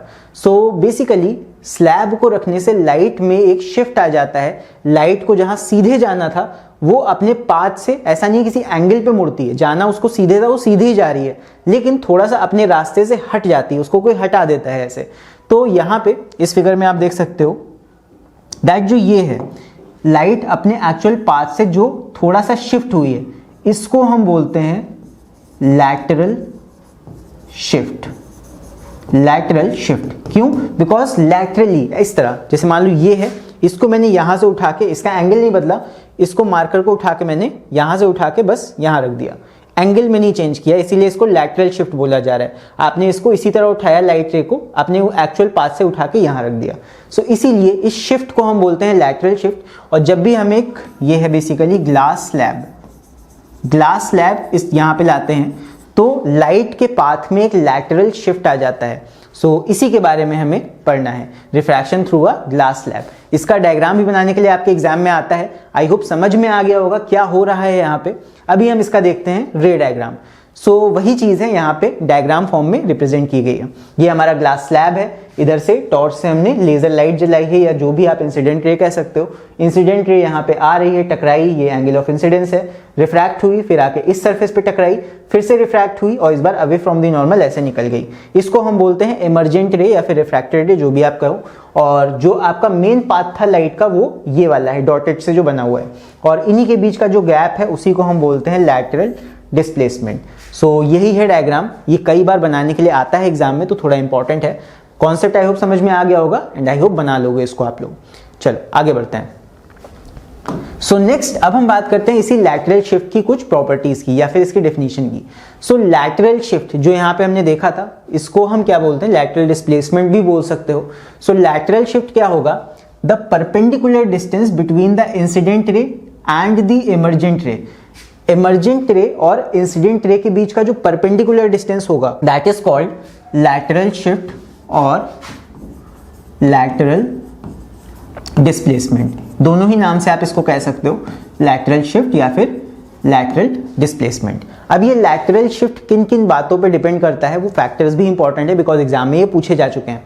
दैट लैटरल डिस्प्लेसमेंट किन फैक्टर्स पे डिपेंड करेगा? तो देखो, लैटरल शिफ्ट 3 चीजों पे डिपेंड करता है। पहली चीज, एक तो रिफ्रैक्टिव इंडेक्स पे डिपेंड करेगा कि किस सब्सटेंस के थ्रू आप उसको पास करा रहे हो। आप कांच का स्लैब ले रहे हो, आप डायमंड का स्लैब ले रहे हो, या फिर आप पानी का बैलून का स्लैब ले रहे हो, जो भी आप मतलब ले सकते हो, बनाने को तो बना ही सकते हो। तो जो भी चीज है उसका रिफ्रैक्टिव इंडेक्स क्या है उस पर डिपेंड करता है लैटरल डिस्प्लेसमेंट। दूसरी चीज, एंगल ऑफ इंसिडेंस, आप कितने एंगल पे उसको स्ट्राइक करा रहे हो। जैसे कि फॉर एग्जांपल यहाँ पे आप देख सकते हो लेजर टॉर्च का अगर हम एंगल बदलते हैं तो आप देख सकते हो लेजर लाइट जो निकल के जा रही है बाहर, उसका भी एंगल चेंज हो रहा है। तो अगर आप एंगल ऑफ इंसिडेंस को घटाओगे बढ़ाओगे तो यहाँ पे जो इमर्जेंट रे है उसका भी एंगल चेंज होता है। और थिकनेस ऑफ द मीडियम पे भी डिपेंड करता है, यानी कि जो स्लैब है उसकी मोटाई कितनी है। यहाँ पे स्लैब है, आप ज्यादा बड़ा स्लैब ले लोगे तो उससे भी डिपेंड करेगा लैटरल डिस्प्लेसमेंट। तो यहाँ पे ये 3 फैक्टर्स हैं, इनको याद रखना बिकॉज ये आगे अभी हम एक और टॉपिक पढ़ेंगे, वहां पे भी यही सेम आपके फैक्टर्स होते हैं। तो लैटरल डिस्प्लेसमेंट डिपेंड करेगा थिकनेस ऑफ द मीडियम पे, एंगल ऑफ इंसिडेंस पे और रिफ्रैक्टिव इंडेक्स पे, राइट। फिर इसके बाद एक और टॉपिक आ जाता है which is multiple images in a thick glass plate और थिक मिरर। अब यहाँ थिक मिरर का क्या मतलब है? आपके घरों में जो शीशे लगे होते हैं वो बहुत ही थिन होते हैं। अगर आप उसी मिरर को इमेजिन करो और काफी ज्यादा मोटा मिरर इमेजिन करो तो वही ये मिरर है। जो ये 2 लाइनें बनी है ये आपका मिरर है, मिरर, लेकिन ये आपका नॉर्मल मिरर नहीं है, काफी ज्यादा मोटा मिरर है। इसके बैक पोर्शन में यहाँ पे सिल्वर पॉलिश है, सिल्वर बैग है, जो कि यहाँ पे शीशे के पीछे सिल्वर पॉलिश की जाती है और यही आपका मिरर पोर्शन है। तो हम एक्चुअली कर क्या रहे हैं, यहाँ पे हम एक लाइट सोर्स ले रहे हैं और इस तरह लाइट लगा रहे हैं। यहाँ पे हो क्या रहा है, नॉर्मल मिरर में तो ये क्या होगा, ये रिफ्लेक्ट बैक कर जाएगी, बट यहाँ पे क्योंकि हमारा थिक मिरर है, काफी ज्यादा इस तरह मोटा मिरर है, तो होगा क्या, ये लाइट रे थोड़ा तो रिफ्लेक्ट बैक करेगी पहले सरफेस से टकरा के इस तरह, और कुछ पार्ट इसका रिफ्रैक्ट करके अंदर चला जाएगा। तो जो रिफ्लेक्ट बैक करी है यहाँ पे अगर ऑब्जर्वर देखेगा तो इसको एक इमेज दिखाई देगी। अगर इस पाथ को हम पीछे ड्रॉबैक करें, एक इमेज यहाँ पे दिखाई देगी, लेकिन कुछ पार्ट जो लाइट का अंदर चला गया है, ये वाला पार्ट, ये फिर से यहाँ से रिफ्लेक्ट बैक होके आएगा यहाँ पे, और अगेन कुछ पार्ट इसका रिफ्रैक्ट होके बाहर आ जाएगा। तो इसी बाहर वाले पार्ट को अगर हम और पीछे इस तरह ड्रॉ करें तो ऑब्जर्वर को एक और इमेज दिखाई देगी यहाँ पे, सेकेंड इमेज, और यहाँ पे कुछ पार्ट ऑफ लाइट फिर से अंदर चला गया तो फिर से वही काम होगा। लेकिन ना, ये काम बार बार होता तो जाएगा, लेकिन लाइट जब जब इस तरह रिफ्लेक्ट होगी तो उसकी कुछ पावर यहाँ पे कम हो जाएगी, बिकॉज सम पार्ट उसका रिफ्रैक्ट होकर बाहर निकला जा रहा है। सो यहाँ पे आके फिर रिफ्लेक्ट बैक हुई, यहाँ पे आई, फिर रिफ्रैक्ट होकर कुछ हिस्सा बाहर गया, कुछ हिस्सा अंदर गया। अगेन यहाँ से हम बैक में लाइन करेंगे, यहाँ पे एक इमेज बनेगी। तो इस तरह मल्टीपल इमेजेस बनती जाएंगी for the same light source या फिर सेम ऑब्जेक्ट की। तो यहाँ पे मल्टीपल इमेजेस फॉर्म हो रही हैं। कब तक? जब तक लाइट में थोड़ी बहुत पावर रहेगी। तो इनफाइनाइट तक नहीं जाएंगी, बट हाँ, काफ़ी सारी इमेजेस यहाँ पे फॉर्म होंगी। सो ये वाला डायग्राम भी आप एक बार ज़रूर से देख लेना, बिकॉज ये भी एग्जाम में पूछा जा सकता है। सो आई होप क्लियर हो गए कैसे काम कर रहा है। सो चलो अभी आगे बढ़ते हैं। सो नेक्स्ट जो हमारा टॉपिक है that is part B of this chapter, और इसमें हम देखने वाले हैं refraction through a prism. Prism क्या होता है? प्रिज्म बेसिकली इस तरह का एक ऑब्जेक्ट होता है, ग्लास का बना हुआ है, और ट्रायंगल को अगर आप 3D में सोचो तो यही है प्रिज्म। अब बेसिकली इसी प्रिज्म के थ्रू हमें लाइट रे को ऐसे टकराना है, लाइट रे को इंसिडेंट कराना है, और देखना है कि लाइट रे किस तरह से बिहेव करती है जब प्रिज्म के थ्रू पास होती है। सो यहाँ पे देखो हमने अपना प्रिज्म लिया हुआ है। सो यहाँ पे हमने लाइट को ऑफ कर दिया है ताकि आप लोग को बेटर तरीके से दिखा सकूं। सो ये एक लेज़र टॉर्च मैंने ली है लाइट सोर्स के लिए। सो यहाँ पे जैसे ही हम लेज़र टॉर्च को जलाते हैं, आप देख सकते हो दैट यहाँ पे लाइट स्ट्रेट जा रही है, लेकिन इस लेज़र टॉर्च के बीच में अगर हम इस प्रिज्म को लाते हैं तो देखो लाइट के साथ क्या होता है, लाइट आपकी रिफ्रैक्ट करने लगती है कुछ इस तरह। यहाँ पे आई होप आगे का पाथ भी आप लोग को दिख रहा होगा, अब क्लियर है, देख लो। लाइट रे कुछ इस तरह से बेंड कर रही है towards the base of the prism. तो जैसे जैसे हम एंगल ऑफ इंसिडेंस बदलते हैं, आप देख सकते हो एंगल ऑफ इमर्जेंस भी चेंज हो रहा है, या रिफ्रैक्टेड रे का जो एंगल है वो भी चेंज हो रहा है। थोड़ा थोड़ा क्लियर होगा आप लोग को, आई थिंक। रुको मैं इसको थोड़ा और किनारे कर देता हूँ, तब आप लोग को ज़्यादा क्लियर दिखाई देगा। अब देख लो यहाँ पे जैसे जैसे हम एंगल चेंज करते हैं, एंगल ऑफ इंसिडेंस, लाइट का जो एंगल ऑफ रिफ्रैक्शन है वो भी चेंज हो रहा है। सो इसी का हम स्क्रीनशॉट लेके अभी स्टडी करेंगे कि लाइट का एंगल ऑफ इंसिडेंस जब हम बदलते हैं तो किस तरह से उसका रिफ्रैक्शन का एंगल चेंज होता है, और बेसिकली यहाँ पे हम एंगल ऑफ डेविएशन के लिए एक फॉर्मूला डिराइव करेंगे। सो यहाँ पे आई होप आप लोगों को समझ में आ गया होगा कि हमें यहाँ पे क्या करना है। यहाँ पे हमारा ये प्रिज्म है, इसका देखो डायग्राम बना हुआ है। यहाँ से हम लाइट रे को इंसिडेंट करा रहे हैं इस प्रिज्म पे, और उसके बाद वो रिफ्रैक्ट हो रही है कुछ इस तरह, उसके बाद वो आगे जा रही है। तो यहाँ पे लाइट में कितना डेविएशन हुआ, डेविएशन का मतलब क्या होता है, जैसे ये इंसिडेंट रे है, ऐसे जा रही थी इस तरह, और अगर ये प्रिज्म बीच में ना आता तो आपने देखा था कि लाइट रे ऐसे सीधे जाना था लाइट रे को। लेकिन क्योंकि हम प्रिज्म को ले आए, प्रिज्म की वजह से क्या हुआ, लाइट सीधे ना जाने की बजाय अब ऐसे जा रही है और ऐसे जा रही है। आपने देखा था एक्चुअल में कैसे बिहेव कर रही है लाइट। सो यहाँ पे लाइट के पाथ में कुछ डेविएशन आ गया, ये लाइट मुड़ गई। तो कितने एंगल से मुड़ी, आप ये वाला ओरिजिनल पाथ ले लो, और फाइनल वाला जो इमर्जेंट रे का है इसको आप बैक में ले आओ इस तरह। तो यहाँ पे ये जो होगा इसको बोलते हैं एंगल ऑफ डेविएशन। लाइट कितना मुड़ी, तो यहाँ पे लाइट कितना एंगल से डेविएट कर रही है, कितना मुड़ रही है, वही हमारा हो जाता है एंगल ऑफ डेविएशन। एंड इसी के लिए हम एक फॉर्मूला यहाँ पे डिराइव करने वाले हैं। सो ये उसी वीडियो का एक स्क्रीनशॉट है जो आपने अभी देखा था। सो यहाँ से लाइट रे आ रही है लेजर टॉर्च से कुछ इस तरह, फिर यहाँ पे यही लाइट रे प्रिज्म के अंदर कुछ ऐसे रिफ्रैक्ट कर रही है, फिर उसके बाद इस सरफेस से टकरा के ये लाइट रे कुछ ऐसे जा रही है। तो बेसिकली लाइट हमारी इस तरह बिहेव कर रही है। जब हमने इंसिडेंट कराया तो यहाँ पे ये इंसिडेंट हुई, यहाँ पे हम नॉर्मल एक बना देते हैं इस तरह। ये हो जाएगा आपका एंगल ऑफ इंसिडेंस I1, और ये हो जाएगा आपका एंगल ऑफ रिफ्रैक्शन, इसको भी R1 मान लेते हैं। और उसके बाद सेकेंड सरफेस से जब लाइट टकराएगी, अगेन यहाँ पे एक नॉर्मल ड्रॉ होगा कुछ इस तरह, और ये हो जाएगा आपका R2। और उसके बाद जो ये बाहर वाला एंगल है इसको हम मान लेते हैं नॉर्मल से ये I2। तो बेसिकली इस तरह कुछ हम डेरिवेशन की शुरुआत करते हैं। तो यही चीज़ है जो रियल में हो रही है, यहाँ पे लाइट कैसे बिहेव कर रही है। सो इसी की मदद से हम यहाँ पे डिराइव करने वाले हैं एंगल ऑफ डेविएशन का फॉर्मूला। एंगल ऑफ डेविएशन क्या था, ये जो एक्चुअल पाथ था और ये जो रिफ्रैक्टेड रे का पाथ है, इन दोनों के बीच का एंगल कितना है, इसी को बोलते हैं एंगल ऑफ डेविएशन। सो इसी को भी आगे देखते हैं। सो यहाँ पे अब हम डिराइव करने वाले हैं इसी का फॉर्मूला, तो देखते हैं कैसे होगा, बिकॉज ये एग्जाम में भी कई बार आ चुका है, तो इसको आप थोड़ा ध्यान से समझना। देखो ये फिगर है, वही फिगर है जो अभी हमने पीछे देखा था। ये प्रिज्म है हमारा, ये इंसिडेंट रे है आई, यहाँ पे रिफ्रैक्ट हुई तो हमने नॉर्मल बना दिया यहाँ पे, ये I1 हो गया, उसके बाद ये रिफ्रैक्ट होकर कुछ ऐसे गई तो यहाँ पे ये R1 हो गया, फिर उसके बाद ये रिफ्रैक्ट होकर आगे जा रही है, यहाँ पे अगेन एक नॉर्मल हमने बनाया, फिर उसके बाद यहाँ पे हमारा एंगल ये हमने R2 ले लिया, वैसे I लेना चाहिए बट कन्वीनियंस के लिए हम इसको R2 मान लेते हैं, बाहर वालों को I1 I2, और उसके बाद इस नॉर्मल से I1 I2 होगा और यहाँ पे हमारी इमर्जेंट रे बाहर निकल जाएगी, इतना है। उसके बाद हमने क्या किया, इंसिडेंट रे को ऐसे डॉटेड लाइन हमने आगे तक यहाँ पे लेके आए, इमर्जेंट रे की डॉटेड लाइन पीछे तक लेके आए और यहाँ पे हमने डेल या फिर एंगल ऑफ डेविएशन बना दिया। तो यहाँ पे हमें इसी का फॉर्मूला निकालना है, डिराइव करना है एंगल ऑफ डेविएशन के लिए। कैसे करेंगे देखते हैं।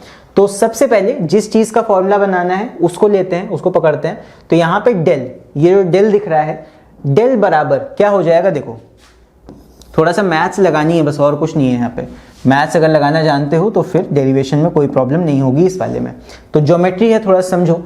यहाँ पे डेल है, del will be equal to, ये एक एक्सटीरियर एंगल है, एक्सटीरियर एंगल बराबर क्या होता है, sum of opposite interior angle. तो डेल के अपोजिट में अंदर कौन से दो एंगल्स हैं, डेल 1 और डेल 2। सो यहाँ पे फिगर से ही देख के आपको समझना पड़ेगा, del will be equal to del 1 plus del 2।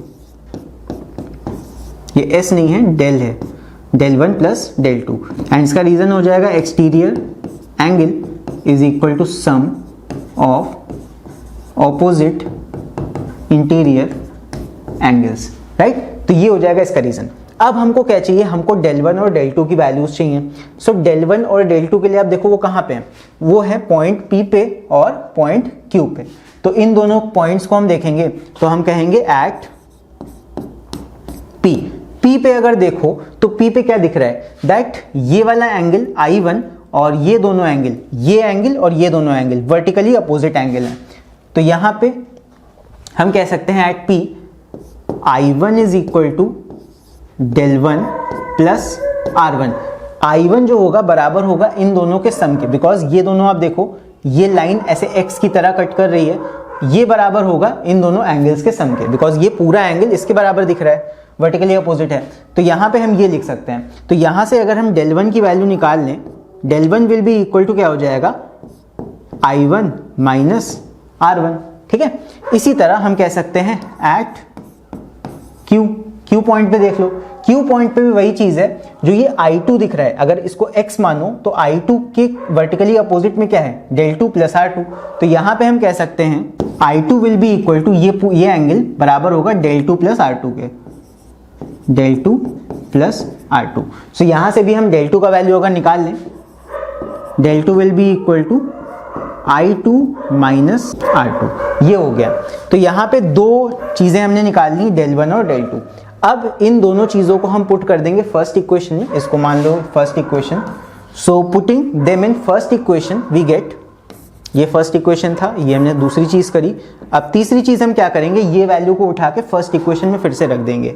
We get, मैं लिख नहीं रहा हूं स्टेटमेंट, आपको लिखना पड़ेगा, putting these values in equation 1। So equation 1 क्या थी, del is equal to del 1 plus del 2। मैं डायरेक्ट वैल्यू रखूंगा, तो डेल 1 की वैल्यू क्या है, I1 माइनस R1, और उसके बाद प्लस I2 माइनस R2। ये हमारा डेल का कुछ इक्वेशन बन के आया। अब हम इसको फर्दर अभी आगे लेके जाएंगे, तो मैं आगे यहाँ पे सॉल्व कर रहा हूं। देखो यहाँ पे अगर हम R1 और R2 को एक पास ले आए तो क्या होगा, del will be equal to I1 और I2 को मैं एक पास लिख लेता हूं। सो I1 प्लस I2 और माइनस R1 माइनस R2, ये कुछ इस तरह आ जाएंगे। R1 और R2 एक पास मैंने कर लिए, I1 और I2 एक पास कर लिए। अब यहाँ पे अगर हम माइनस कॉमन ले लें, सो डेल की वैल्यू क्या हो जाएगी, I1 plus I2 minus common, ये हो जाएगा R1 प्लस R2। इसको हम मान लेते हैं, इक्वेशन 1 मानना था, इसको इक्वेशन 2 मान लो, आप जो भी नंबर आप लेके चल रहे हो वो मान लो। यहाँ पे ये हो गया। अब हमको इसको और सिंप्लीफाई करना है, बिकॉज जब भी आप डेल की वैल्यू निकालोगे तो आप अंदर बैठ के थोड़ी नापोगे कि R2 कितना है, ये कितना है। आपको फॉर्मूला सिंपल चाहिए, जैसे स्पीड निकालते हो, speed is equal to distance upon time, आसान होता है। तो इस फॉर्मूला को भी अभी हमें और सिंप्लीफाई करना है। सोचो कैसे कर सकते हो, थोड़ा और ज्योमेट्री में जाओ। तो यहाँ पे इस फिगर को थोड़ा ध्यान से देखो। यहाँ पे अगर इस क्वाड्रिलैटरल को देखें APNQ, इस पूरे को, तो यहाँ पे A कुछ एंगल है, N कुछ एंगल है, ये तो 90 डिग्री है पूरा नॉर्मल, इस तरह कुछ है, ठीक है। थोड़ा ध्यान से देखो, APNQ या APQN जो भी आप बोलो, APNQ ऐसे बोलेंगे। तो यहाँ पे ये कुछ एंगल A है, यहाँ पे N वाला ये कुछ एंगल है, P ये तो नॉर्मल है आपका APN, और AQN ये भी आपका नॉर्मल है, तो 90 डिग्री है। तो इस क्वाड्रिलैटरल को हम लेके चलेंगे आगे। हम कहेंगे इन क्वाड्रिलैटरल, मैं शॉर्ट में लिखूंगा क्वाड्रिलैटरल APNQ, क्या हो जाएगा, angle A plus angle N plus यहाँ पे एंगल P और एंगल Q कितने हैं, वो तो 90 डिग्री है। So plus 90 sum of all angles of a quadrilateral कितना होता है, 360 होता है। सो ये सारे एंगल्स APNQ इन सबको ऐड करके हमें मिलेगा 360। सो इसको थोड़ा और सॉल्व कर लो, angle A plus angle N 90 हो जाएगा 180, उधर जाके माइनस हो जाएगा, तो 360 माइनस 180 बचेगा 180। मैं डायरेक्ट लिख रहा हूँ। So angle A plus angle N is equal to 180। अब देखो ये जो एंगल N है इसकी वैल्यू कितनी होगी ये थोड़ा समझो। सो यहाँ पे इस N की वैल्यू को निकालने के लिए हमको यूज करना पड़ेगा इस नीचे वाले ट्रायंगल को। तो ये अगर नीचे वाला ट्रायंगल हम देखें PQN, सो इसको देखते हैं, इसको मान लो इक्वेशन 3। सो अब हम कहेंगे इन ट्रायंगल PQN में ये सारे एंगल्स को जोड़ डालो, R1 R2 और ये N। तो in triangle PQN R1 plus R2 plus angle N is equal to कितना, 180 degree. Sum of all angles of a triangle कितना होता है, 180 डिग्री। तो 180 डिग्री यहाँ पे आ गया। अब देखो यहाँ पे इस चीज का भी वैल्यू 180 डिग्री है और यहाँ पे इस चीज का भी वैल्यू 180 डिग्री है। सो हम थर्ड और इस इक्वेशन को मान लेते हैं चलो 4। इन दोनों इक्वेशंस को अगर कंपेयर कराएं, सो दोनों का RHS इक्वल है, दोनों का LHS भी इक्वल होगा, इक्वल कर दो। सो बाय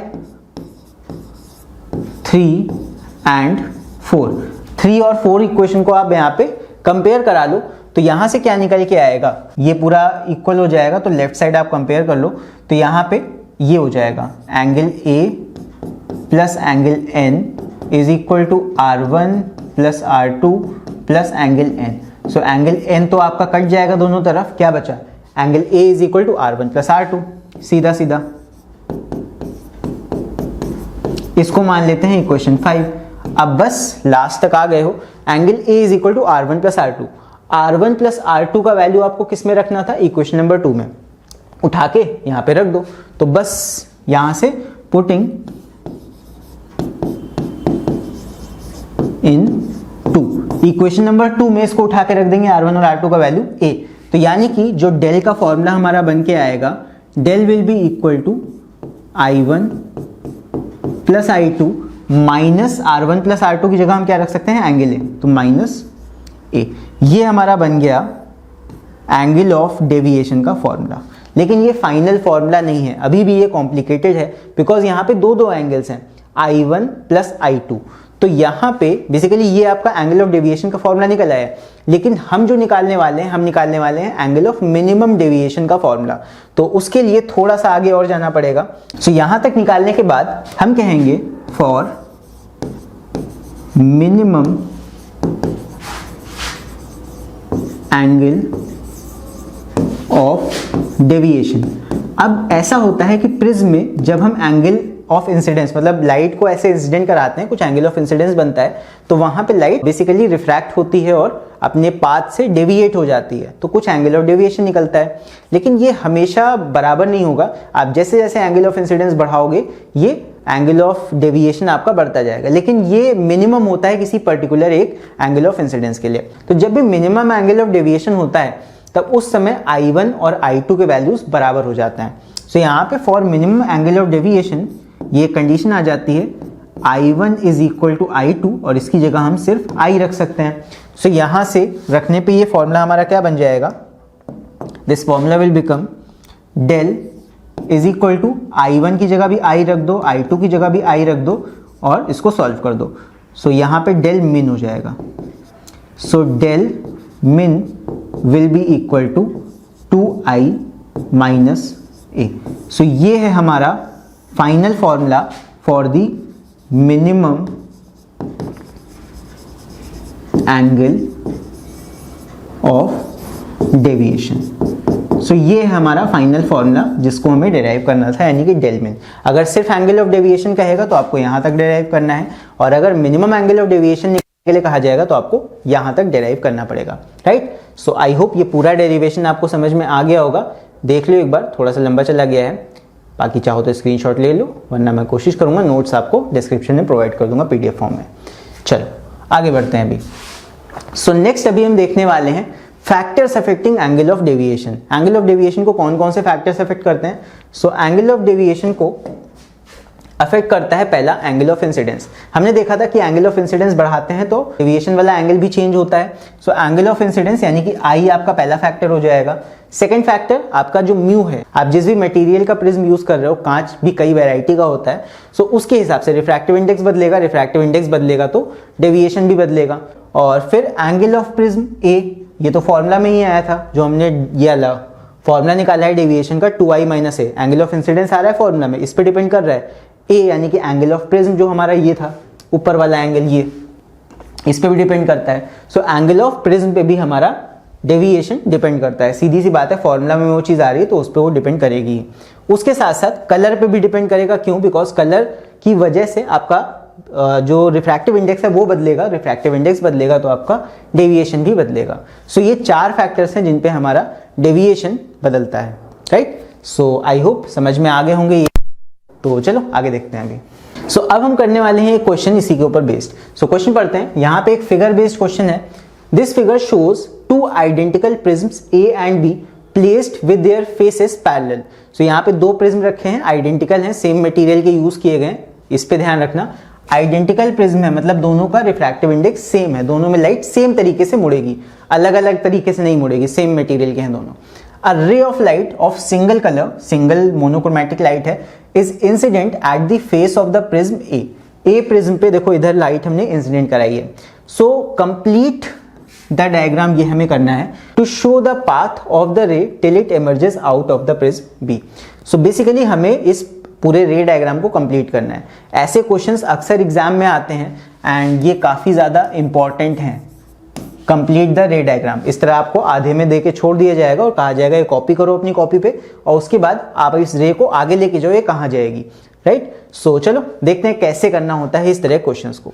सो यहाँ पे रे ऑफ लाइट आई प्रिज्म से टकराई, तो सबसे पहले तो हमें नॉर्मल ड्रॉ करना पड़ेगा यहाँ पे। तो एक नॉर्मल बना लेते हैं इस तरह, ठीक है। अब यहाँ पे ये हमारा हो जाएगा एंगल ऑफ इंसिडेंस। अब ये एयर है और प्रिज्म हमारा ग्लास का है, ऑब्वियस ही बात है। तो रेयरर से डेंसर में लाइट जा रही है। सो रेयरर से डेंसर में जा रही है, लाइट की स्पीड कम हो जाएगी तो light towards the normal bend हो जाएगी। सो लाइट को जाना ऐसे था, लेकिन थोड़ा सा नॉर्मल की तरफ बेंड होगी तो कुछ ऐसे जाएगी, ठीक है, कोई दिक्कत नहीं है, ये बेंड हो गई। उसके बाद जब ये सेकेंड सरफेस से टकराएगी, अगेन यहाँ पे फिर से कुछ यहाँ पे होगा तो हमें फिर से एक नॉर्मल बनाना पड़ेगा। सो यहाँ फिर से एक नॉर्मल बनाते हैं, ये मैंने एक और नॉर्मल बना दिया। अब यहाँ पे इस नॉर्मल से ये वाला हो जाएगा एंगल ऑफ इंसिडेंस। हमें नहीं पता कितना एंगल है क्योंकि हमें कुछ नंबर्स फॉर्म में नहीं दिया हुआ है। ये एंगल ऑफ इंसिडेंस हो गया। अब यहाँ पे क्या होगा, देखो यहाँ पे लाइट ग्लास से एयर में जा रही है वापस से, तो डेंसर से रेयरर में जाएगी तो क्या होगा, लाइट की स्पीड बढ़ेगी, light will bend away from the normal. Light away from the normal, सीधे जाना था, लाइट और ज्यादा बाहर निकल जाएगी, कुछ ऐसे जाएगी, अवे फ्रॉम द नॉर्मल। जाना ऐसे था सीधे, लेकिन ये सीधे नहीं जाएगी, अवे फ्रॉम द नॉर्मल और दूर चली जाएगी बेंड होके। सो ये हो गया लाइट का पाथ, ठीक। अब लाइट यहाँ पे आई, यहाँ पे क्या होगा, और थोड़ा सा इसको अंदर ही रखते हैं वरना बनाते नहीं बनेगा, तो थोड़ा सा मैं यूं लेता हूँ, ठीक है। तो लाइट यहाँ पे कहीं आई, जाना ऐसे था सीधे बट थोड़ा सा मैंने बेंड कर दिया। अब यहाँ पे बी वाले प्रिज्म से लाइट टकराती है। सो जैसे यहाँ पे टकराएगी लाइट, क्या होगा, अगेन यहाँ पे हम नॉर्मल एक बना देते हैं, ये कुछ आपका एंगल ऑफ इंसिडेंस होगा। अब लाइट एयर से ग्लास में जा रही है, एयर से ग्लास में जाएगी तो अगेन यहाँ पे क्या होगा, रिफ्रैक्शन होगा। रिफ्रैक्शन होगा तो लाइट कहाँ जाएगी, टुवर्ड्स दी नॉर्मल बेंड होगी, सीधे जाना था बट ये इसको ऐसे बनाते हैं, ये आपकी टुवर्ड्स दी नॉर्मल बेंड हो गई। अब यहाँ पे जाके फिर से टच हुई है ये, तो इस जगह फिर से एक नॉर्मल बनेगा इस सरफेस पे इस तरह। अब यहाँ पे क्या होना है, देखो यहाँ पे ग्लास से एयर में जाना है लाइट को, तो ग्लास से एयर में लाइट को जाना है, यानी कि हल्के मीडियम में, रेयर मीडियम में जाना है। लाइट की स्पीड बढ़ेगी तो लाइट जाएगी अवे फ्रॉम द नॉर्मल। सो यानी कि लाइट कुछ इस तरह जाके निकल जाएगी। जाना सीधे होता है बट थोड़ा और नॉर्मल से दूर निकल के चली जाएगी। सो कुछ इस तरह का पाथ होगा लाइट का। तो अगर आप कॉपी बनाओगे इसको स्केल से तो थोड़ा और ज़्यादा साफ बनेगा। तो कुछ ये पाथ होगा लाइट का। आई होप क्लियर है। यही हमारा हो गया इमर्जेंट रे, इमर्जेंट रे इस केस में। सो आई होप समझ में आ गया होगा इस तरह क्वेश्चंस किस तरह हमें अटेम्प्ट करने हैं। चलो नेक्स्ट देखते हैं। सो नेक्स्ट अब हम बात करते हैं application of refraction of light की, या उसके रियल लाइफ में कौन कौन से एप्लीकेशंस होते हैं। उनमें से एक है हमारा real depth and apparent depth. इसका क्या कॉन्सेप्ट है इसको समझते हैं। सो अब हम बात करते हैं real depth and apparent depth की, जो कि एक एप्लीकेशन है रिफ्रैक्शन ऑफ लाइट का, या फिर इसका एक कॉन्सिक्वेंस है रियल लाइफ में जो कि होता है। कभी आपने गौर किया होगा जब आप नहाते हो या बाल्टी में पानी जब भर रहे होते हो, तो आपने देखा होगा कि जब बाल्टी खाली होती है तब तो हमें उसका पूरा बॉटम एक्चुअल डेप्थ पे दिखाई देता है, लेकिन जैसे जैसे हम उसमें बाल्टी में पानी भरते हैं तो हमें लगता है कि उसका टॉप थोड़ा सा ऊपर आ गया है। ऐसा क्यों होता है? या फिर अगर मान लो आपने एक ग्लास लिया, ग्लास में ही पानी भरा, तो आपको ऐसा क्यों लगता है कि ग्लास का बॉटम थोड़ा सा ऊपर आ गया है? सो ऐसा इसीलिए होता है बिकॉज वहाँ पे लाइट रिफ्रैक्ट कर रही होती है। सो इसी के बारे में हम देखने वाले हैं कि रिफ्रैक्शन की वजह से ये क्यों होता है, एंड इसी के ऊपर कुछ न्यूमेरिकल्स भी हमारे कोर्स में हैं, उनकी भी बात करेंगे। चलो देखते हैं इसको। So real depth and apparent depth. जैसे मान लो ये एक कंटेनर है, इसमें हमने एक कॉइन रख दिया और इस कंटेनर को पूरा हमने पानी से ऐसे भर दिया। तो होता क्या है, देखो सो यहाँ पे इस कॉइन से लाइट कुछ ऐसे जा रही है। जैसे ही ये वाटर है, ये एयर है ऊपर, तो वाटर और एयर के कांटेक्ट वाले सरफेस पे जैसे ही ये लाइट रे टकराएगी, ऑब्वियसली जब मीडियम चेंज हो रहा है लाइट के लिए, तो यहाँ पे एक नॉर्मल जैसे ड्रॉ करेंगे, लाइट का डायरेक्शन यहाँ पे चेंज होगा। जाना इसको ऐसे था लेकिन ऐसे नहीं जाएगी, लाइट जाएगी बेंड होके। कैसे बेंड होगी? डेंसर से रेयर की तरफ जा रही है, लाइट की स्पीड बढ़ेगी तो लाइट नॉर्मल से और ज्यादा, जाना ऐसे था दूर भाग जाएगी, तो लाइट ऐसे कुछ जाएगी आंख तक। तो जैसे ऐसे जा रही है, इसको अगर हम एक्सटेंड करें बैक में तो हमें लगेगा कि कॉइन यहाँ पे है, ऐसा हमें लगेगा। बट क्या एक्चुअल में ऐसा है कॉइन उड़ के ऊपर आ गया है? ऐसा नहीं है। हमें लग रहा है कॉइन यहाँ पे है, बट एक्चुअल में कॉइन कहाँ पे रखा है? कॉइन रखा है बॉटम पे। सो ऐसा लगना कि कॉइन ऊपर आ गया उसको बोलते हैं एपरेंट। कोई चीज जब आपको लगती है तो उसको एपरेंट बोला जाता है, और रियल में जहां वो होती है वो रियल चीज है, रियल डेप्थ है उसकी। सो बेसिकली यहाँ पे इसी चीज की बात की गई है कि जब भी हम कोई ऑब्जेक्ट पानी के अंदर या फिर किसी भी डेंसर ऑब्जेक्ट के अंदर रखते हैं तो उसकी हाइट या डेप्थ, अगर आप हाइट तो नहीं बोलेंगे, डेप्थ अगर उसकी हम कहें, सो उसकी डेप्थ कम हो जाती है या एपरेंट डेप्थ उसकी कम लगती है हमको। सो ऐसा होता है रिफ्रैक्शन की वजह से। सो यहाँ पे ये एग्जाम्पल है, देख लो। हमेशा ऐसा नहीं कि सिर्फ ऐसे ही आप देखोगे, आप बाल्टी को देख सकते हो, आप ग्लास को देख सकते हो, यहाँ बीकर रखा हुआ है। सो बेसिकली देख लेते हैं। An object placed in a denser medium when viewed from a rare medium. हमेशा ऑब्जेक्ट डेंसर मीडियम में रखा जाएगा और रेयर मीडियम से देखा जाएगा। आप पानी के नीचे बैठ के तो नहीं देखोगे, लेकिन अभी हम उसकी बात करेंगे। बट अभी हम बात कर रहे हैं कि हम पानी के अंदर ऑब्जेक्ट रख रहे हैं और बाहर से उसको देख रहे हैं। So when a object placed in denser medium when viewed from a rare medium, हवा से देखना है, पानी में रखना है, appears to be at a depth lesser than its real depth। Real depth मान लो ये है हमारी रियल डेप्थ, RD लिखा मैंने, और हमें क्या लग रहा है कि वो एपरेंट यहाँ पे है, इसको मान लेते हैं AD, एपरेंट डेप्थ। तो जब भी ऐसा कुछ होगा, हमने एक ऑब्जेक्ट पानी के नीचे रखा और उसको बाहर से देख रहे हैं, सो हमें अपीयर होगा कि वो कहीं ना कहीं एक कम ऊंचाई पे है या थोड़ा ऊंचे आ गया है, हमें लगेगा ऐसा, राइट। तो वही चीज यहां मेंशन की गई है। So this is because of refraction of light. तो क्वेश्चन अगर आता है कि रियल डेप्थ और एपरेंट डेप्थ का कॉन्सेप्ट क्यों होता है, क्यों ऐसा अपीयर होता है हमें, so it happens due to refraction of light, right. और ये न्यूमेरिकल के लिए काफी ज्यादा इंपॉर्टेंट टॉपिक है। सो इसका एक फॉर्मूला है, यहाँ पे देख लो, that refractive index is equal to real depth upon apparent depth. So यहाँ पे ये फॉर्मूला आप याद कर लेना।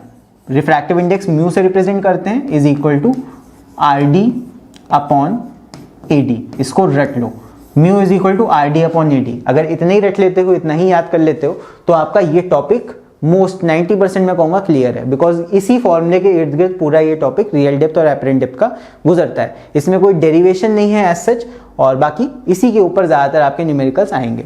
सो यहाँ पे एक और चीज़ इंपॉर्टेंट है, देख लो, ये तो मैंने आपको बताया रियल डेप्थ इतनी होती है जो रियल आपकी होगी, एक्चुअल डेप्थ होगी, और एपरेंट डेप्थ जहाँ पे आपको अपीयर होगा कि वो ऑब्जेक्ट है। इन दोनों के बीच का जो डिफरेंस होता है कि कॉइन कितना ऊपर आ गया, कितना ऊपर आया अपनी ओरिजिनल जगह से, इसको बोलते हैं शिफ्ट, इसी को बोलते हैं शिफ्ट। कभी कभी ये भी पूछा जाता है, तो शिफ्ट कोई रॉकेट साइंस से नहीं निकलेगा। शिफ्ट का भी आपकी बुक में अगर देखोगे अजीब सा एक फॉर्मूला दिया है म्यू लगा के, तो वो सब यूज करने की जरूरत नहीं है, कॉमन सेंस लगाओ। आपको टोटल लंबाई ये पता है, इतना पार्ट ये पता है, ये कैसे निकालोगे, टोटल में से इतना माइनस कर दो, शिफ्ट निकल आएगा, सीधी सी बात है। तो यहाँ पे शिफ्ट निकालना है, shift will be equal to real depth में से एपरेंट डेप्थ माइनस कर दो। सो क्वेश्चन में अगर पूछा जाता है ना रियल डेप्थ पूछे ना एपरेंट डेप्थ पूछे, दोनों चीजें दी हो या एक चीज भी दी हो और आपको शिफ्ट बताना हो, तो शिफ्ट के लिए क्या करो, दूसरी चीज भी निकाल लो और बाद में दोनों को माइनस कर दो, रियल डेप्थ में से एपरेंट डेप्थ को, आपको शिफ्ट मिल जाएगा। तो shift is equal to real depth apparent depth, सीधे सीधे शिफ्ट यही मतलब होता है। सो आई होप आप लोग को रियल डेप्थ और एपरेंट डेप्थ का कॉन्सेप्ट समझ में आ गया होगा और साथ में यह फॉर्मूला भी समझ में आ गया होगा। और यहाँ पे एक चीज और यहाँ पे याद रखना कि एपरेंट डेप्थ हमेशा, ये वाली जो एपरेंट डेप्थ होगी ये हमेशा रियल डेप्थ से कम होगी। किस केस में, जब हम रेयर मीडियम से डेंसर मीडियम में रखे हुए ऑब्जेक्ट को देख रहे हैं, राइट। और इसका फिगर एक बनाने के लिए काफी आता है, जो मैंने आपको ये वाला एग्जाम्पल दिखाया था, ये ग्लास है, इसमें हम जो पेंसिल रखते हैं तो हमें ये बेंड दिखाई देती है, देख लो पेंसिल ऊपर ऐसे आ रही है, नीचे ये बेंड हो गई है। So bending of stick kept in water, so इसका फिगर बनाने के लिए कई बार एग्जाम में आता है। यहाँ पे देख लो इसी तरह बना हुआ है, पेंसिल रखी है पानी में, ऐसा नहीं है कि वो ब्रेक हो गई है बट हमें लग रहा है कि वो कुछ उठ गई है इस तरह। सो ऐसा रिफ्रैक्शन की वजह से होता है। तो इसी का एक फिगर बनाने के लिए एग्जाम में कई बार पूछा जाता है that draw a label diagram of bending of stick under water. So यहाँ पे देखो ये स्टिक है रखी हुई है, रिफ्रैक्शन की वजह से यहाँ पे लाइट रे ऐसे गई, रिफ्रैक्ट हुई, आंखों तक गई, तो हमें अपीयर होता है कि जहां पे वो रिफ्रैक्टेड रे पीछे जाके मिल रही है यहाँ पे स्टिक रखी हुई है, बट ऐसा रियल में नहीं होता। तो ये वाला figure exam point of view से काफी इंपॉर्टेंट है, इंपॉर्टेंट यहाँ लिख देता हूं मैं। सो ये फिगर एक बार देख लेना, बुक में भी आपके दिया होगा, ये काफी बार बनाने के लिए एग्जाम में आ जाता है, 1 या 2 मार्क्स में, राइट। चलो नेक्स्ट देखते हैं अभी।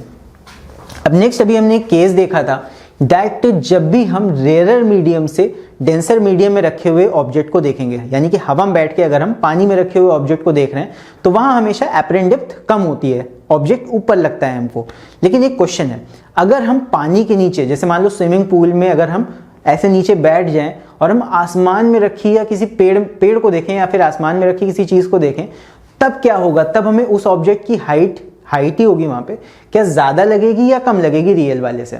सो जब भी हम अंदर से किसी डेंसर मीडियम के अंदर बैठ के कोई चीज देखेंगे, रेयर मीडियम में रखी गई चीज को, सो वहां पे उल्टा काम होता है, वहां पे रियल हाइट, यहाँ पे हाइट मैं बोलूंगा, रियल हाइट से ज्यादा होगी एपरेंट हाइट, राइट। जब आप चीजें रिवर्स कर रहे हो तो सारी चीजें उल्टी होंगी।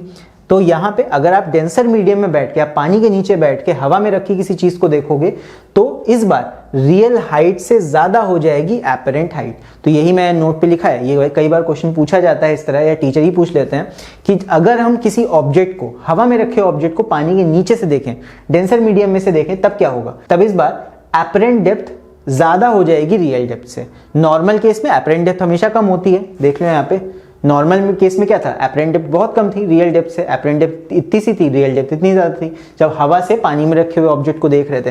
लेकिन अगर यही चीज हम उल्टी कर दें, पानी के नीचे बैठ के हवा में रखे ऑब्जेक्ट को देखेंगे तो रियल डेप्थ यहां से यहां तक है, डेप्थ नहीं हाइट बोलूंगा, रियल डेप्थ ही चलो लिख देते हैं, कोई दिक्कत नहीं, रियल डेप्थ इतनी है, एपरेंट यहां पे अपीयर हो रहा है ऑब्जेक्ट, तो एपरेंट डेप्थ ज्यादा हो गई, राइट। तो जब भी आप पानी के नीचे डेंसर मीडियम में से बैठ के ऑब्जेक्ट को देखोगे तो एपरेंट डेप्थ ज्यादा होगी रियल डेप्थ से, उल्टा हो जाता है, ये बात आप नोट में रखना, ठीक है। चलो नेक्स्ट देखते हैं। सो कुछ एग्जांपल्स हैं यहाँ पे रियल डेप्थ और एपरेंट डेप्थ के, यहाँ पे आप देख सकते हो। सो यहाँ पे ये आदमी कोशिश कर रहा है इस फिश का शिकार करने की, तो यहाँ पे ये पर्सन इस फिश को देख रहा है, इसको लग रहा है कि ये फिश यहाँ पे है, बट क्या ये यहाँ पे है, क्योंकि लाइट रे फिश से गई, रिफ्रैक्ट की और इस तरह बेंड होकर आदमी तक आई, आदमी को लगेगा फिश यहाँ पे है तो वो भाला इस पे मारेगा, क्या ये फिश पकड़ में आएगी, फिश भाग जाएगी, सीधी सी बात है। सो यहाँ पे ये कुछ प्रॉब्लम्स आती हैं इस वजह से। सो बेसिकली जब भी शिकार किया जाता है, जैसे कोई बर्ड शिकार करती है किसी मछली का, तो वो कोशिश करती है कि ज़्यादा से ज़्यादा ऊपर से शिकार करे, क्योंकि साइड से करेगी तो उसको कहीं और अपीयर होगी मछली, लेकिन अगर वही 90 डिग्री से वो फिश पे शिकार करेगी, फिश पे अटैक करेगी, तो वहां पे ज़्यादा चांस है कि वो फिश पे सीधे सीधे अपनी चोंच मार के उसको मार दे, राइट। सो ये एक दिक्कत आती है फिशिंग करते टाइम। अब यहाँ पे कुछ और भी यहाँ पे एग्जांपल्स हैं, आप देख सकते हो दैट स्टार्स ट्विंकल क्यों करते हैं, उसके पीछे भी रिफ्रैक्टिव इंडेक्स, क्योंकि हवा की चेंज होती रहती है टेम्परेचर के साथ, तो वहाँ पे आपको अलग अलग जगह पे लगेगा, एक पल के लिए तारा यहाँ दिखेगा, हल्का सा अलग पोजीशन पे दिखेगा, इसीलिए वो ट्विंकल करता हुआ अपीयर होता है। फिर एक और है सनराइज के समय या फिर सनसेट के समय आपको सन पहले या फिर थोड़ा ज़्यादा देर तक क्यों दिखता है, तो उसके पीछे भी रिफ्रैक्शन रीजन होता है। फिर एक कॉइन को अगर हम एक वेसल में रख दें तो वो आपको ऐसे नहीं दिखेगा एज से अगर आप देखोगे, लेकिन जैसे ही उसमें पानी भर देंगे आपको वो क्योंकि उठा हुआ दिखेगा कॉइन, तो वो भी आपको दिख जाता है। सो बेसिकली ये सारे रीजंस आपके रियल डेप्थ और एपरेंट डेप्थ के हैं, तो इनको आप एक बार पढ़ सकते हो, सारे ही समझ में आ जाएंगे, कोई दिक्कत की बात नहीं है। बाकी अगर ना समझ में आए तो आप मुझे कमेंट्स में लिखकर जरूर बताना, मैं जरूर से इस पर एक अलग से वीडियो बता दूंगा, आपको मैं सारे ये रीजन समझा दूंगा, ठीक है। चलो आगे बढ़ते हैं। नेक्स्ट अब हम देखते हैं एक न्यूमेरिकल। सो यहाँ पे है a water pond appears to be 2.7 metre deep. So यहाँ पे अपीयर्स, याद रखना एक वाटर पॉन्ड है, अपीयर हो रहा है, यानी कि उसकी एपरेंट डेप्थ दी है हमें 2.7 मीटर, ये गिवन है, गिवन में लिख लेता हूं पहले। फिर उसके बाद है if the refractive index of water is 4/3, पानी का रिफ्रैक्टिव इंडेक्स दिया हुआ है, यानी कि mu W, mu of water दिया हुआ है, ए म्यू डब्ल्यू लिख लेते हैं, is given 4/3। So find the actual depth of the pond, यानी कि रियल डेप्थ हमसे पूछी गई है। सो बहुत ही आसान है, सिंपल सा फॉर्मूला लगाना है बस। तो यहाँ पे हो जाएगा mu is equal to R D upon A D. Mu का वैल्यू हमारा है 4/3, आर डी कितना है, आर डी हमें निकालना है, ए डी हमारा है 2.7। So R D will be equal to, आप 2.7 को इधर ले आओ, ये हो जाएगा 4/3 इंटू 2.7, यहाँ पे पॉइंट हटेगा 10 लगेगा, ये हो जाएगा 9 3 ज़ा 27, उसके बाद 9 4 ज़ा 36 डिवाइड बाई 10, यानी कि 3.6 मीटर आंसर। सो यहाँ पे रियल डेप्थ पॉन्ड की कितनी होगी, वो हो जाएगी 3.6 मीटर। आई होप क्लियर हो गया होगा, न्यूमेरिकल बहुत ही ईजी था। चलो इसके बाद देखते हैं आगे, एक और न्यूमेरिकल है, यहाँ पे है A coin is placed at the bottom of a beaker containing water। तो जो बीकर वाला एग्जाम्पल अभी फिगर में बना था वैसे ही कुछ है, एक बीकर है, उसके बॉटम पे हमने एक कॉइन रख दिया है, और यहाँ पे रिफ्रैक्टिव इंडेक्स हमको दे रखा है पानी का, ये है 4/3, अंडरलाइन कर देता हूँ यहाँ पे, और है to a depth of 12 metre. इसका मतलब है कुछ ऐसा, यहाँ बना देते हैं चलो ताकि ज़्यादा समझ में आए। एक बीकर है इस तरह, यहाँ पे हमने कॉइन रख दिया है नीचे, ये हमारा कॉइन है, और हमने बीकर में ऐसे पानी भर दिया है, कहाँ तक, 12 सेंटीमीटर तक। फिर है रिफ्रैक्टिव इंडेक्स हमें दे रखा है पानी का 4/3। फिर है by what height the coin appears to be raised. अब सीधी सी बात है, यहाँ से अगर हम देखेंगे कॉइन को, तो ये कॉइन हमें यहाँ तो दिखेगा नहीं, हमें लगेगा ये थोड़ा उठा हुआ, हमें यहाँ कहीं दिखाई देगा कॉइन, बट क्या ये इसकी रियल डेप्थ होगी, नहीं होगी। रियल डेप्थ इसकी है 12, ये जो 12 दे रखी है ये इसकी हो गई रियल डेप्थ। ये हो जाएगी जहां पे अपीयर होगा कॉइन, ये वाला, ये हो जाएगी इसकी एपरेंट डेप्थ। कितना कॉइन यहां से यहां रेस किया, यही तो होता है शिफ्ट, शिफ्ट मैंने बताया था, तो हमसे यहाँ शिफ्ट पूछा गया है, लिखा नहीं है shift. By what height the coin appears to be raised, coin अपनी एक्चुअल जगह से कितना उठा, ये हमसे पूछा गया है, मतलब शिफ्ट ही पूछा गया है। When seen from vertically above, जब ऊपर से देखेंगे तो कितना अपनी एक्चुअल जगह से कॉइन शिफ्टेड होगा, ये हमसे पूछा गया है। तो बेसिकली शिफ्ट बताना है तो उसके लिए पहले अपरेंट डेप्थ निकाल लो। तो यहाँ पे हो जाएगा mu is equal to R D upon A D, हमें ए डी निकालना है तो म्यू का वैल्यू सब रख दो पहले, तो ये हो जाएगा 4/3 is equal to R D हमें दिया है 12 सेंटीमीटर, ए डी हमको निकालना है। सो ए डी को ले आओ इधर, 4/3 आ जाएगा इधर, तो ये हो जाएगा A D is equal to 12, 4/3 को इधर ले आओ, रेसिप्रोकल हो जाएगा, तो 3 इंटू 4, ये हो जाएगा 4 3 ज़ा 12, 3 3 ज़ा 9, तो ये आ जाएगा 9 सेंटीमीटर। एपरेंट डेप्थ आ गई आपकी 9 सेंटीमीटर, तो कॉइन अपीयर होगा 9 सेंटीमीटर पे। ये जो एपरेंट डेप्थ है ये आ गई 9 सेंटीमीटर, 9 सेंटीमीटर डेप्थ पे अपीयर होगा। पहले कितने पे था, पहले 12 पे था, तो चेंज कितने का आया, कितना ये ऊपर उठा, ये हमको निकालना है। तो बस लास्ट में लिख दो shift is equal to real depth में से एपरेंट डेप्थ माइनस कर दो, पता लग जाएगा कितना कॉइन ऊपर उठा। तो रियल डेप्थ है 12, एपरेंट डेप्थ हमने निकाली 9, तो माइनस कर दो, कितना आ जाएगा 9 3 12, तो 3 सेंटीमीटर का शिफ्ट आएगा, जो कि हमारा आंसर भी है। तो शिफ्ट कितना हुआ कॉइन अपने एक्चुअल जगह से ऊपर तक, 3 सेंटीमीटर। सो आई होप समझ में आ गया होगा। बस आपको यही लैंग्वेज का थोड़ा सा यहाँ पे समझना है कि क्या आपसे कहा जा रहा है। एक बार आप ये समझ जाओगे कि आपसे पूछा क्या जा रहा है, तो बहुत ही आसानी के साथ आप इसको निकाल सकते हो। ठीक है, चलो आगे बढ़ते हैं। नेक्स्ट देखते हैं एक और न्यूमेरिकल। इस टॉपिक पे काफी सारे न्यूमेरिकल्स पूछे जाते हैं, रियल डेप्थ और एपरेंट डेप्थ पे, तो थोड़ा न्यूमेरिकल इसके अच्छे से तैयार करना। चलो देखते हैं इसको। सो यहाँ पे है a postage stamp kept below a rectangular glass slab of refractive index इतना। तो रिफ्रैक्टिव इंडेक्स हमको दे रखा है 1.5, सब लिखते चलते हैं। चलो सो गिवन है रिफ्रैक्टिव इंडेक्स, इस बार पानी नहीं है, इस बार कांच का एक स्लैब है। So refractive index is equal to 1.5। So यहाँ पे बना लेते हैं। चलो ये मान लेते हैं कांच का स्लैब है, और हमने क्या किया, एक पोस्टेज स्टैंप रख दिया इसके नीचे, यहाँ कहीं। ये हमारा स्टैंप है। स्टैंप का मतलब जो डाक पे आपके ऐसे पर्ची लगती है, टोकन लगता है, वो आपका स्टैंप होता है। सो स्टैंप हमने बेसिकली ग्लास स्लैब के नीचे रख दिया। When viewed from vertically above, जब इसको ऊपर से हमने देखा, appears to be raised by 7.0। सो जब हम इसको ऊपर से देख रहे हैं तो हमें लग रहा है कि स्टैंप कहीं ना कहीं यहाँ है। तो हमें ये शिफ्ट कितना दिख रहा है, हमें शिफ्ट दिया हुआ है 7 mm, मतलब हमें 7 mm ऊपर लगेगा कि ये स्टैंप रेज हो गया है। हमें ना रियल डेप्थ पता है, रियल डेप्थ इसकी नहीं दे रखी है, और एपरेंट डेप्थ भी नहीं दे रखी है, हमें शिफ्ट दिया हुआ है यहाँ पे। सो हमें कैलकुलेट करना है the thickness of glass. We have to calculate the thickness of the glass slab. तो थिकनेस कैसे निकालेंगे, देखो थिकनेस का मतलब क्या कि इसकी मोटाई कितनी है। तो मोटाई बेसिकली क्या होगी, रियल डेप्थ ही तो होगी, जितनी मोटाई इसकी होगी उतनी गहराई पे आपका स्लैब स्टैंप रखा हुआ है। तो यहाँ पे रियल डेप्थ हमको निकालनी है, is equal to question mark. Real depth हमको निकालनी है, एपरेंट डेप्थ हमको पता नहीं है, हमें पता है शिफ्ट। तो कैसे निकालेंगे, फंस गए यहाँ पे। अब यहाँ पे हम क्या करेंगे, हम एक रिलेशन बनाएंगे। देखो हमें पता है शिफ्ट बराबर होता है real depth minus apparent depth के। ठीक है, शिफ्ट कितना हमें दिया है 7, real depth minus apparent depth. ठीक है, कोई दिक्कत की बात नहीं है। हमें रियल डेप्थ निकालना है, तो यहां पे क्या करेंगे, हम एपरेंट डेप्थ का वैल्यू निकाल लेंगे रियल डेप्थ के रिस्पेक्ट में। सो एपरेंट डेप्थ AD को ले आओ इस साइड, 7 को ले आओ इस साइड। AD माइनस का है, इधर आके हो जाएगा प्लस का, 7 इधर प्लस का है, उधर आके हो जाएगा माइनस का। सो एपरेंट डेप्थ इधर ले आओ, ये हो गया apparent depth is equal to RD minus 7। इसको मान लो इक्वेशन 1। इससे क्या हुआ, इससे आपको एपरेंट डेप्थ के रिस्पेक्ट में RD और एपरेंट डेप्थ के रिस्पेक्ट में कुछ एक रिलेशन मिल गया दोनों का। अब हम लगाएंगे म्यू वाला फॉर्मूला, बिकॉज हमें रिफ्रैक्टिव इंडेक्स दे रखी है ना। सो यहाँ पे म्यू इज इक्वल टू क्या होता है, real depth upon apparent depth. सीधे सीधे म्यू का वैल्यू हमारा कितना 1.5, real depth upon apparent depth. Basically value यहाँ पे चाहो तो रख सकते हो। सो एपरेंट डेप्थ की जगह हम क्या रख सकते हैं, RD माइनस 7, जो हमने इक्वेशन 1 से बनाया है। क्योंकि एपरेंट डेप्थ हमको कहीं निकालनी भी नहीं है, तो उसकी जगह हम ये रख देंगे RD माइनस 7, जो कि हमने रिलेशन बना के यहाँ रखा हुआ है। सो यहाँ पे हो जाएगा RD माइनस 7। बस इसी को हमें सॉल्व कर देना है, हमें रियल डेप्थ चुटकी बजाते ही मिल जाएगी।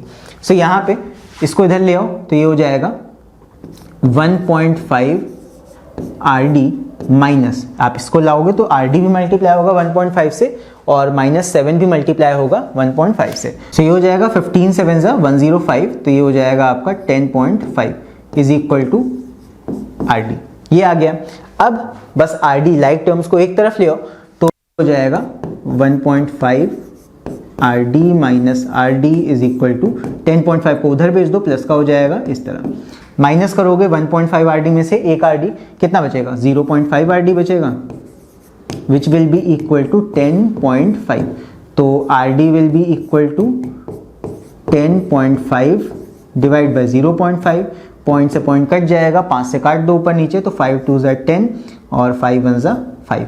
सो 21 mm is the answer. So 21 mm है, ऊपर देखो सेंटीमीटर में आंसर दिया हुआ है। सो 21 mm को सेंटीमीटर में करना है, 10 से डिवाइड कर दो, तो आपका आंसर कितना आ जाएगा, ये आ जाएगा 2.1 सेंटीमीटर। सो आई होप समझ में आ गया होगा ये हमने कैसे निकाला। बेसिकली एक ग्लास स्लैब था जिसके नीचे स्टैंप रखा था। आपको लैंग्वेज समझना है, यहाँ पे ना तो आपको रियल डेप्थ दिया था ना तो आपको एपरेंट डेप्थ दिया था, लेकिन आपको शिफ्ट दे रखा था, जिसकी मदद से आपने क्या किया, एक रिलेशन बना लिया रियल डेप्थ और एपरेंट डेप्थ में, उसको रख लिया। अब यहाँ पे आपको समझना है कि रियल डेप्थ होगी क्या, जितनी ग्लास स्लैब की हाइट होगी वही तो रियल डेप्थ होगी ना यहाँ पे। तो रियल डेप्थ हमने यहाँ मार्क कर ली, एपरेंट डेप्थ हमको निकालनी नहीं है, तो बस फॉर्मूला यूज करो, mu is equal to R D upon AD. AD को हटा दो उस वाले रिलेशन से और आर डी का ही पूरा ये फॉर्मूला बना लो, फिर आर डी को यहाँ पे सॉल्व करके निकाल लो। तो रियल डेप्थ ही हमसे पूछी गई थी जो कि हमने यहाँ पे निकाल ली है। सो आई होप क्लियर हो गया होगा एल न्यूमेरिकल भी। तो चलो पढ़ते हैं आगे। सो अगला हमारा टॉपिक है critical angle and total internal reflection का। सो चलो देखते हैं कि ये क्या होता है। सो टोटल इंटरनल रिफ्लेक्शन की बात हम बाद में करेंगे, उससे पहले हम समझ लेते हैं कि क्रिटिकल एंगल क्या होता है, क्योंकि ये काफी इंपॉर्टेंट है, क्रिटिकल है, इसको नहीं समझ पाओगे तो TIR नहीं समझ में आएगा। चलो देखते हैं क्या होता है। सो बेसिकली जब भी हम लाइट को रिफ्रैक्ट कराते हैं या एक मीडियम से लाइट को दूसरे मीडियम में ट्रांसफर करते हैं या ट्रैवल कराते हैं, तो क्या होता है कि लाइट बेंड हो जाती है अपने एक्चुअल पाथ से, उसी को बोलते हैं रिफ्रैक्शन। सो जैसे मान लो यहाँ पे दो मीडियम है, एक मीडियम आपका वाटर है ये वाला और एक मीडियम आपका एयर है। यहाँ पे आप लाइट को इंसिडेंट करा रहे हो इस तरह, तो लाइट रिफ्रैक्ट कर रही है, अवे फ्रॉम द नॉर्मल जा रही है। देख लो लाइट को सीधे जाना था, थोड़ा सा नॉर्मल से अवे बेंड हो गई। होता क्या है कि जैसे जैसे हम ये एंगल ऑफ इंसिडेंस बढ़ाते हैं आर भी बढ़ता जाएगा। आप आई बढ़ाओगे ये आर भी बढ़ेगा, आप आई को इतना करोगे ये आर ऐसे हो जाएगा, आप आई को थोड़ा और बढ़ाओगे और एंगल बढ़ा दोगे तो आर थोड़ा और बढ़ जाएगा। ऐसा करते करते क्या कहीं ऐसा पॉइंट नहीं आएगा कि आप आई बढ़ाते जाओगे और ये आर बढ़ते बढ़ते एकदम यहाँ पे सरफेस पे टच कर जाएगा। सो एक ऐसा एंगल ऑफ इंसिडेंस आपको मिलेगा। सो होता क्या है कि एंगल आई आप बढ़ाते बढ़ाते एक ऐसे पोजीशन तक ले आओगे जहां पे एंगल आर आपका 90 डिग्री हो जाता है। सो इसी पर्टिकुलर एंगल को हम बोलते हैं क्रिटिकल एंगल, मतलब एक ऐसा एंगल ऑफ इंसिडेंस जहां पे रिफ्रैक्शन वाला एंगल कितना हो जाए, एंगल ऑफ रिफ्रैक्शन हो जाए 90 डिग्री, मतलब रे दूसरे मीडियम में ना जाए और ना तो इस वाले मीडियम में 90 डिग्री सरफेस से ही ऐसे निकल जाए साइड से। तो इस वाले पर्टिकुलर एंगल ऑफ इंसिडेंस को हम बोलते हैं क्रिटिकल एंगल। क्यों? बिकॉज यहाँ पे कुछ क्रिटिकल हो रहा है। देखो लाइट जनरली क्या होती है, एक मीडियम से दूसरे मीडियम में ऐसे रिफ्रैक्ट करती है, दिखती है हमको। अब लाइट जब आप एक क्रिटिकल एंगल पे भेज रहे हो तो ना तो लाइट ऊपर जा रही है ना तो लाइट वापस आ रही है, ये 90 डिग्री पे एकदम सरफेस से ऐसे टच होकर निकल जा रही है। तो इसीलिए इसको क्रिटिकल एंगल बोला गया है। इसको हम डिनोट करते हैं आई सी से, छोटा सा ऐसे सी लिख देते हैं आई के नीचे। दैट मीन्स ये क्रिटिकल एंगल है, क्रिटिकल सीरियस है थोड़ा ये एंगल, ठीक है। अब इससे भी ज्यादा एंगल आप बढ़ाओगे, मान लो आई आपने और बढ़ाया, तब ये रे आगे नहीं जाएगी, ये वापस से इसी मीडियम में आने लगेगी। आगे देखो यहाँ पे दिया हुआ है, अगर हम angle of incidence I critical angle से ज्यादा कर दें, मोर देन कर दें, तब क्या होगा, तब यहाँ पे कोई भी लाइट रिफ्रैक्ट नहीं करेगी, सारी की सारी लाइट वापस से सेम मीडियम में ट्रेवल कर जाएगी। यहां से लाइट जाएगी और सेम मीडियम में रिफ्लेक्ट बैक हो जाएगी। अब ये रिफ्रैक्शन का लॉ नहीं फॉलो करेगी, ये रिफ्लेक्शन करने लगेगी। सो इसीलिए हम बोलते हैं टोटल इंटरनल रिफ्लेक्शन इस चीज को। यहां पे क्या हो रहा है, टोटल पूरा इंटरनल आंतरिक reflection. So total internal reflection कब होता है, एक क्रिटिकल एंगल नाम की चीज होती है। क्रिटिकल एंगल होता है जहां पे आपका एंगल ऑफ रिफ्रैक्शन 90 डिग्री हो जाता है। अगर इस पर्टिकुलर एंगल से भी ज्यादा एंगल ऑफ इंसिडेंस पे आप लाइट को स्ट्राइक कराओगे किसी सरफेस पे, तो क्या होगा, हाँ याद रखना कि हमेशा डेंसर मीडियम में ही आपको लाइट इस तरह स्ट्राइक करानी है, डेंसर मीडियम के अंदर से ही। अगर डेंसर मीडियम के अंदर, यहाँ पे देखो ये भी दिखा हुआ है, is reflected back to the denser medium, denser medium के अंदर से आप लाइट को रिफ्लेक्ट करा रहे हो at a angle more than critical angle, तो लाइट रे दूसरे मीडियम में जाने की जगह अपने ही डेंसर मीडियम में रिफ्लेक्ट बैक हो जाती है और यहाँ पे ये रिफ्रैक्शन का कॉन्सेप्ट छोड़ के रिफ्लेक्शन करने लगती है। और यहाँ रिफ्लेक्शन का लॉ लगेगा, ये आई और आर बराबर होंगे, यहाँ पे लॉज ऑफ रिफ्लेक्शन लगने लग जाते हैं फिर, राइट। सो ये होता है टोटल इंटरनल रिफ्लेक्शन। क्या होता है, आई होप समझ में आ गया होगा। अभी मैं आप लोगों को प्रैक्टिकल करके भी दिखाऊंगा इसका कि ये रियल लाइफ में कैसे होता है। चलो आगे बढ़ते हैं। सो क्रिटिकल एंगल के डेफिनेशन की अगर हम बात करें, सो critical angle is that angle of incidence in the denser medium corresponding to which the angle of refraction in the rarer medium is 90 degree. वो वाला एंगल ऑफ इंसिडेंस आपको लेना है जिसके लिए आपका एंगल ऑफ रिफ्रैक्शन हो जाए 90 डिग्री, ठीक है। सो ये कैसे निकालते हैं, आपका जो IC होता है, जो आपका क्रिटिकल एंगल होता है, वो आप रिफ्रैक्टिव इंडेक्स की मदद से निकाल सकते हो using the relation this. So refractive index बराबर होता है 1/sin IC। ये रिलेशन होता है क्रिटिकल एंगल के बीच और रिफ्रैक्टिव इंडेक्स के बीच। सो यहाँ पे क्रिटिकल एंगल किन फैक्टर्स पे डिपेंड करता है? So critical angle depends upon refractive index which depends on two things, colour and temperature. So यहाँ पे एक और चीज आप जान लो दैट क्रिटिकल एंगल जो होता है अलग अलग सब्सटेंस के लिए अलग अलग होगा। ग्लास के लिए क्रिटिकल एंगल अलग होगा। सो ग्लास का जो क्रिटिकल एंगल होता है वो 42 डिग्रीज होता है, ये आप याद रखना, ठीक है, बिकॉज ये कई डायग्राम्स में आपको दिमाग में रख के उस फिगर को आगे बनाना होगा। सो कांच का होता है रिफ्रैक्टिव इंडेक्स 42 डिग्रीज, ग्लास का 42 डिग्रीज होगा, हमेशा याद रखना। और डायमंड की बात करें, डायमंड का कम होता है, डायमंड का 23 से 24 कुछ होता है, और अलग अलग सब्सटेंस का अलग अलग होगा, पानी का भी कुछ होता है। सो यहाँ पे आप लिस्ट देख सकते हो, ये सारे सब्सटेंसेस का इतना इतना क्रिटिकल एंगल होता है, बट आपको सबका याद नहीं रखना, आप कांच का जरूर याद रखना। 42 डिग्रीज पे आपका क्रिटिकल एंगल होता है कांच के लिए। चलो आगे देखते हैं। अब हम बात करते हैं कंडीशंस की कि टोटल इंटरनल रिफ्लेक्शन कब होगा। सो टोटल इंटरनल रिफ्लेक्शन के दो कंडीशंस होते हैं। पहली चीज कि light must travel from a denser medium to a rare medium. कभी भी रेयर से डेंसर की तरफ लाइट जाएगी तब नहीं होता है टीआईआर। टीआईआर सिर्फ तभी होता है जब लाइट डेंसर से रेयर मीडियम की तरफ जाएगी। फिर second condition is that angle of incidence must be greater than the critical angle. यहाँ पे होगा क्रिटिकल एंगल, क्रिटिकल एंगल। सो क्रिटिकल एंगल से बड़ा होना चाहिए angle of incidence. I must be greater than critical angle, ठीक है, I must be greater than critical angle, ये होता है। सो अब यहाँ पे एक और खास बात होती है टोटल इंटरनल रिफ्लेक्शन की, दैट यहाँ पे 100% लाइट रिफ्लेक्ट बैक हो जाती है, जो कि मिरर के केस में भी नहीं होती। शीशे में जब आप अपने आप को देखते हो तो वहाँ पे 100% लाइट नहीं आती, कुछ लाइट का लॉस होता है।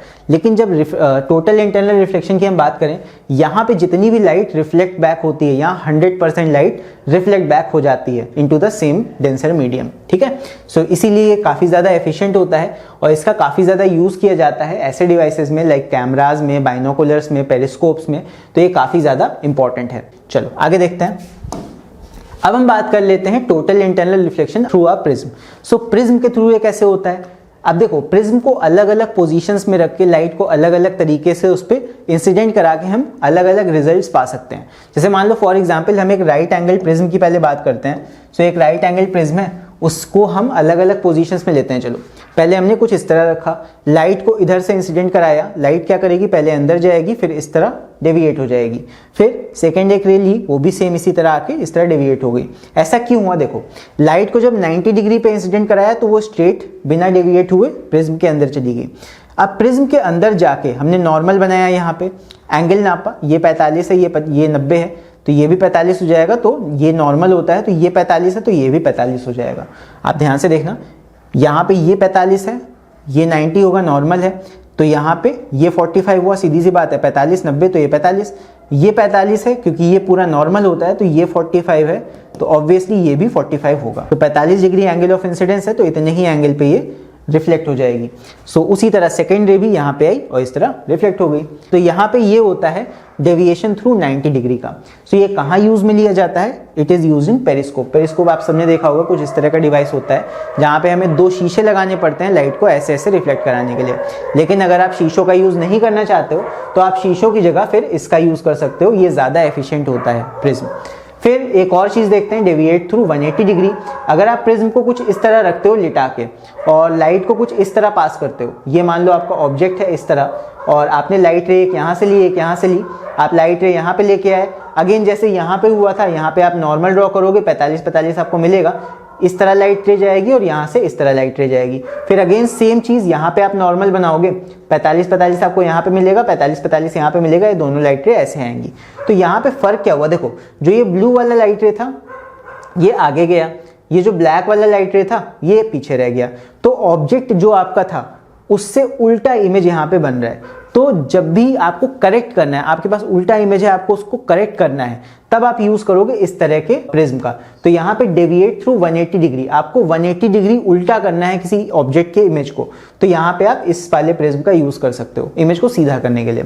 सो यहाँ पे ये बाइनोकुलर्स एंड कैमराज में ये वाला प्रिज्म यूज होता है। आप इसके यूज जरूर याद रखना कि अगर इस तरह प्रिज्म की बनावट मैंने ली है, मतलब इस तरह इस पोजीशन में प्रिज्म को लिया है और लाइट को इस तरह हम लेके आ रहे हैं, 180 डिग्री डेविएट करा रहे हैं, तो ये कौन से वाले डिवाइस में यूज होता है, ये अक्सर पूछा जाता है। आप जब इस फिगर को एग्जाम में अगर पूछी जाएगी, कंप्लीट करोगे, उसमें कभी कभी यही पूछ लेते हैं कि ये पर्टिकुलर जो वे है, ये पर्टिकुलर जो तरीका है, ये कौन सा डिवाइस में यूज किया जाता है।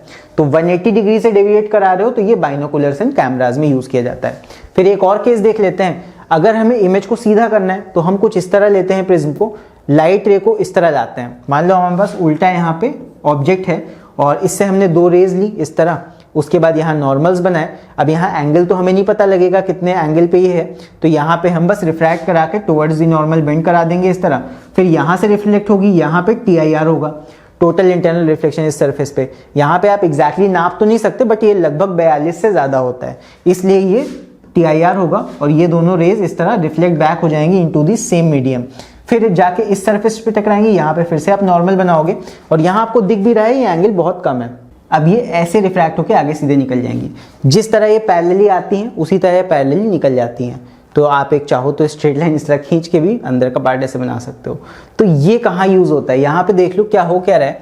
आपने ऑब्जेक्ट लिया था उल्टा, लेकिन जब इन रेस को आप आगे लेके जाओगे तो ब्लैक ऊपर था, ब्लैक यहाँ पे आके नीचे हो जाएगा, ब्लू नीचे था लेकिन ये ब्लू वाला रे ऊपर आ जाता है, तो यहाँ पे आपका जो इमेज है वो सीधा हो जाता है।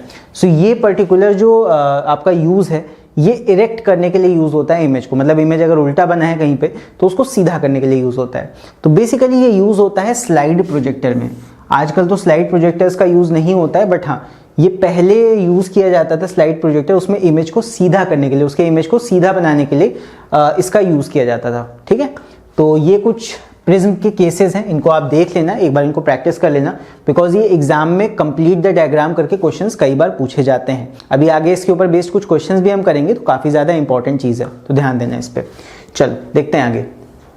नेक्स्ट अब हम देखते हैं इक्विलैटरल प्रिज्म। तो इक्विलैटरल प्रिज्म का मतलब सारे एंगल्स प्रिज्म के कितने होंगे, 60 60 60 होंगे। जैसे आपका ये वाला जो प्रिज्म है ये एक इक्विलैटरल प्रिज्म है, इसके सारे एंगल्स आप देख सकते हो बराबर हैं। तो इसी तरह का प्रिज्म ये हमने लिया है और यहाँ पे हम क्या कर रहे हैं, एक लाइट रे को इंसिडेंट करा रहे हैं इस तरफ से और हमें बताना है कि होगा क्या इस लाइट रे के साथ। तो बेसिकली लाइट रे आई 90 डिग्री पे, तो जब 90 डिग्री पे लाइट रे टकराती है तो उसमें कोई भी डेविएशन नहीं होता है। कोई भी लाइट रे ऐसे खड़ी खड़ी आएगी तो उसमें कोई भी डेविएशन नहीं होगा, ध्यान रखना। लाइट रे आई 90 डिग्री पे इस वाले सरफेस से, तो सीधा निकल गई यहाँ पे आ गई। अब यहाँ पे हमको एंगल्स देखने पड़ेंगे इस जगह पे कौन कौन से हैं। तो देखो ये 60 है, ये 90 है, तो ये 30 होगा, 30 लिखा हुआ है यहाँ पे। ये 30 है तो ये पूरा नॉर्मल है, ये जो हमने डॉटेड लाइन बनाई है ये वाली, ये नॉर्मल होती है। तो अगर ये 90 है, ये 30 है, तो बचा हुआ कितना होगा, ये वाला 60 हो गया। यानी कि इस पर्टिकुलर पॉइंट पे ये हमारा एंगल ऑफ इंसिडेंस हो गया 60 डिग्री। अब हम सबको पता है कि प्रिज्म किसका होता है, प्रिज्म होता है ग्लास का। ग्लास का क्रिटिकल एंगल कितना होता है, 42 डिग्री, ये मैंने बताया था, इंपॉर्टेंट है याद रखना। तो जब भी 42 डिग्री से ज्यादा होगा एंगल ऑफ इंसिडेंस, जो कि यहाँ पे है 60 डिग्री है, तो लाइट रे अंदर ही अंदर उस मीडियम में रिफ्लेक्ट बैक हो जाएगी सेम एंगल पे। तो यहाँ पे 60 डिग्री आपका एंगल ऑफ इंसिडेंस है, जो कि IC से ज्यादा है, तो आपकी लाइट रे वापस से उसी मीडियम में रिफ्लेक्ट बैक हो जाएगी 60 डिग्री पे ही। अब ये 60 डिग्री पे रिफ्लेक्ट होगी तो कैसे जाएगी देखते हैं। ये 60 डिग्री है तो ये नॉर्मल है, तो बचा हुआ ये कितना होगा, ये 30 होगा। तो ये 30 है, ये 60 है, तो ये कितना होगा, 90 होगा। तो इसका मतलब ये है, ये नीली रे ऐसे बनानी है, ये तुम्हें परपेंडिकुलर होगी नीचे वाले साइड से। तो सीधी सी बात है, ये ऐसे खड़ी खड़ी निकल जाएगी। तो यहाँ पे इस पर्टिकुलर केस में लाइट रे कैसे ऐसे आई, यहाँ टकराई और सीधी निकल गई। तो ये आपके पेपर में एक बार आ भी चुका है क्वेश्चन। लाइट रे को इतना इंसिडेंट करा के ये पूरा प्रिज्म बना के दे दिया गया था और आपसे कहा गया था इतना पार्ट पूरा इस कंप्लीट करके आप बनाओ। तो ये आपको बनाना आना चाहिए, आपको एक बार प्रैक्टिस करके इसको देख लेना। इतना रे बना के आगे का पूरा इतना बना के एक बार खुद से आप प्रैक्टिस करके देखो, क्या आप एंगल्स बना पाते हो कि नहीं, क्या आप कंप्लीट कर पाते हो कि नहीं। काफी ज्यादा इंपॉर्टेंट टाइप के क्वेश्चन हैं ये, ठीक है। नेक्स्ट एक और आपका प्रिज्म होता है जिसको बोलते हैं 30 60 90 प्रिज्म। ये थोड़ा लंबा प्रिज्म होता है, मेरे पास इसमें है नहीं वरना दिखा देता। इसमें एक एंगल ज़्यादा होता है 60 और दूसरा एंगल 30 होता है। कुछ इस तरह का प्रिज्म यहाँ बना हुआ है बड़ा सा, इस तरह का लंबा लंबा प्रिज्म होता है, ठीक है। सो यहाँ पे इस वाले प्रिज्म में देखते हैं कुछ केसेस। सो सबसे पहला हम केस देखते हैं ये वाला फर्स्ट। तो यहाँ पे क्या है, 30, 60, 90 वाला प्रिज्म है। इसमें हम लाइट रे को नीचे से लेके आ रहे हैं। सो लाइट रे ऐसे इंसिडेंट हो रही है अंदर 90 डिग्री पे, तो सीधे ऐसे आगे आगे। अब यहाँ पे टकराई, यहाँ पे जहाँ टकराएगी वहाँ हम हमेशा नॉर्मल बनाते हैं। सो हमने इस तरह यहाँ पे नॉर्मल बना दिया। अब जब नॉर्मल बनाया तो क्या हुआ, देखो यहाँ पे लाइट रे ये एंगल था 90, ये 60, तो ये होगा 30, ये 30 है। तो ऑब्वियसली ये क्योंकि नॉर्मल है तो ये एंगल कितना हो गया, 60 डिग्री हो गया। यहाँ पे 60 लिखा हुआ है। अब ये 60 है, 60 डिग्री एंगल ऑब्वियसली 42 डिग्री से ज़्यादा है, तो ये रिफ्रैक्ट नहीं होगी, ये रिफ्लेक्ट बैक हो जाएगी into the same medium, because यहाँ पे 60 डिग्री है जो कि 42 डिग्री से बहुत ज़्यादा है। तो ये लाइट रे 60 डिग्री पे ही रिफ्लेक्ट बैक हुई। तो 60 डिग्री पे रिफ्लेक्ट करके देखो हमने यहाँ पे लाइट रे को इधर लिया है। अब ये आके इस सरफेस पे टकराएगी, फिर से हमें नॉर्मल बनाना पड़ेगा। तो अगेन हमने नॉर्मल बनाया। फिर यहाँ पे एंगल्स देख लो, ये 60 है तो ये कितना होगा, ये वाला बचा हुआ एंगल होगा आपका 30, ठीक है। तो ये 30 है, ये 30 है, और ये पूरा जो ट्रायंगल है, अगर ये 30, 30, 60 हो गया तो ये पूरा एंगल कितना होगा 60, 180 पूरा वो करना है तो ये पूरा एंगल हो जाएगा 120। तो 120 ये पूरा एंगल है, जिसमें से इतना पार्ट आपका 90 डिग्री है। तो ये पार्ट अगर 90 डिग्री तो बचा हुआ कितना हो गया 30 डिग्री। तो ये आपका एंगल ऑफ इंसिडेंस आएगा 30, इसीलिए यहाँ 30 लिखा हुआ है। बाकी सब हटा देता हूँ मैं। यही आपको कैलकुलेशन समझना है कि ये एंगल्स जो लिखे जाते हैं ये कैसे निकाले जाते हैं। ये हो जाएगा 30। अब 30 डिग्री क्या है, एंगल ऑफ आपका क्रिटिकल एंगल से कम है, ये एंगल ऑफ इंसिडेंस। तो यहाँ पे ये रिफ्रैक्ट करेगी, टोटल इंटरनल रिफ्लेक्शन नहीं होगा। यहाँ पे ये अवे फ्रॉम द नॉर्मल कुछ इस तरह निकल जाएगी बाहर, राइट। तो ये होगा हमारा कंप्लीट रे डायग्राम यहाँ पे। सो आई होप क्लियर हो गया होगा ये। थोड़ा सा आपको प्रैक्टिस करना पड़ेगा, थोड़ा सा आपको इसकी मेहनत करनी पड़ेगी, आपको एंगल्स निकालना सीखना पड़ेगा। जब आप प्रैक्टिस करोगे तो आपको अपने आप ये चीज़ समझ में आने लगेगी, राइट। अब यहाँ पे दो केसेस ऐसे भी होते हैं जहाँ कोई TIR नहीं होता है, वो आप ये देख सकते हो। आई होप समझ में आ जाएंगे आप लोग को, यहाँ पे देख लो।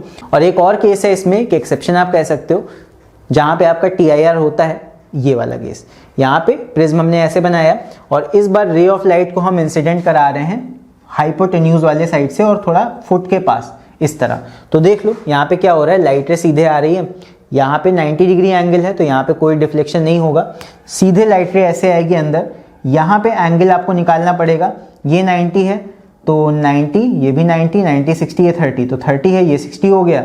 यहाँ पे 60 डिग्री एंगल है तो 60 डिग्री होता है IC से ज़्यादा, यानी 42 से ज़्यादा।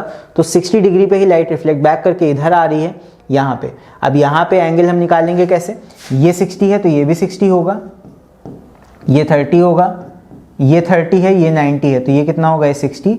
तो ये नॉर्मल है आपका, तो 60, 30, ये बचाओ कितना 90 है पूरा, तो 60, ये 30 हो जाएगा, सीधी सी बात है। तो यहाँ पे ये 30 डिग्री हो गया, 30 डिग्री आपका एंगल होता है कितना, क्रिटिकल एंगल से कम, तो यहाँ पे TIR नहीं होगा, यहाँ पे लाइट आपकी रिफ्रैक्ट करके बाहर निकल जाएगी, ठीक है। तो ये वाला केस भी इस तरह हो जाएगा, देख लो। सो आई होप समझ में आ गए होंगे, थोड़ा बहुत आप इसको देख लेना एक बार। सो थोड़ा सा आप इसको प्रैक्टिस कर लेना एक बार, बाकी इतना टफ नहीं है, एक बार प्रैक्टिस करोगे तो समझ में आ जाएगा। चलो आगे देखते हैं। अब हम बात कर लेते हैं differences between total internal reflection and normal वाला जो मिरर वाला रिफ्लेक्शन होता है, उसमें डिफरेंसेस क्या हैं। सो पहला डिफरेंस तो यही है that entire light is reflected in total internal reflection. मैंने बताया था 100% ये एफिशिएंट होता है। और वहीं पे बात करें नॉर्मल रिफ्लेक्शन की, तो वहां पे only a part of light is reflected, rest is refracted and absorbed, कुछ पार्ट वहां पे लॉसेज में चला जाता है। फिर सेकेंड रीजन की बात करें, there is no loss of energy. और अगर हम प्लेन मिरर के थ्रू रिफ्लेक्शन की बात करें, there is loss of energy, the energy of reflected ray is always less than the incident ray, मतलब एनर्जी का लॉस होता है नॉर्मल वाले रिफ्लेक्शन में। फिर थर्ड रीजन की बात करें, it takes place only when light passes from denser to rarer medium at an angle of incidence greater than critical angle। तो TIR कब होता है, उसके दो कंडीशंस याद कर लो, जब लाइट रे डेंसर से रेयर में जाएगी और एंगल ऑफ इंसिडेंस ज़्यादा होगा क्रिटिकल एंगल से।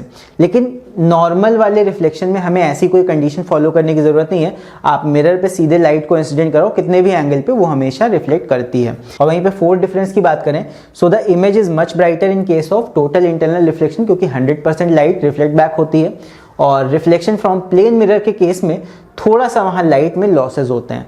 सो यहाँ पे हो जाएगा इमेज इज लेस ब्राइट, थोड़ा सा लेस ब्राइट इमेज फॉर्म होगी। क्यों? बिकॉज देयर आर लॉसेस जो कि आपको TIR में नहीं देखने को मिलते हैं बट नॉर्मल रिफ्लेक्शन में देखने को मिलते हैं, राइट। सो अब यहाँ पे हम कुछ बात कर लेते हैं एग्जाम्पल्स की ऑफ टोटल इंटरनल रिफ्लेक्शन। सो पहला तो है डेजर्ट में जो हमें मिराज या फिर छलावा देखने को मिलता है। जैसे मान लो आप रेगिस्तान में जा रहे हो और आपको अचानक से आगे पानी दिख जाता है ढेर सारा, बट एक्चुअल में वहाँ पानी नहीं है, तो इसी को बोलते हैं छलावा या फिर मिराज।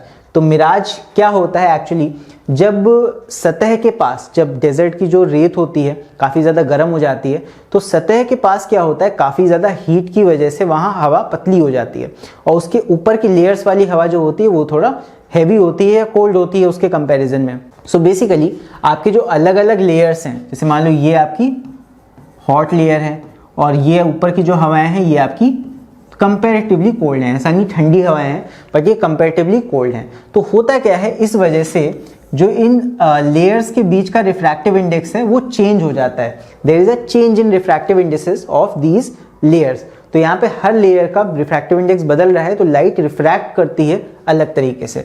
तो होता क्या है, ये मान लो यहाँ बादल हैं, तो इन बादलों से लाइट आती है, इस तरह रिफ्रैक्ट करती है, थोड़ा और रिफ्रैक्ट करती है और रिफ्रैक्ट करती है और रिफ्रैक्ट करती है। यहाँ हॉट वाली लेयर से कुछ रिफ्रैक्ट करके इस तरह मुड़ के ऑब्जर्वर तक जाती है। तो ऑब्जर्वर को क्या लगता है कि बादल की परछाई जो कि यहाँ पे है उसको लगता है कि यहाँ पानी है। एक्चुअली आसमान की परछाई होती है वो।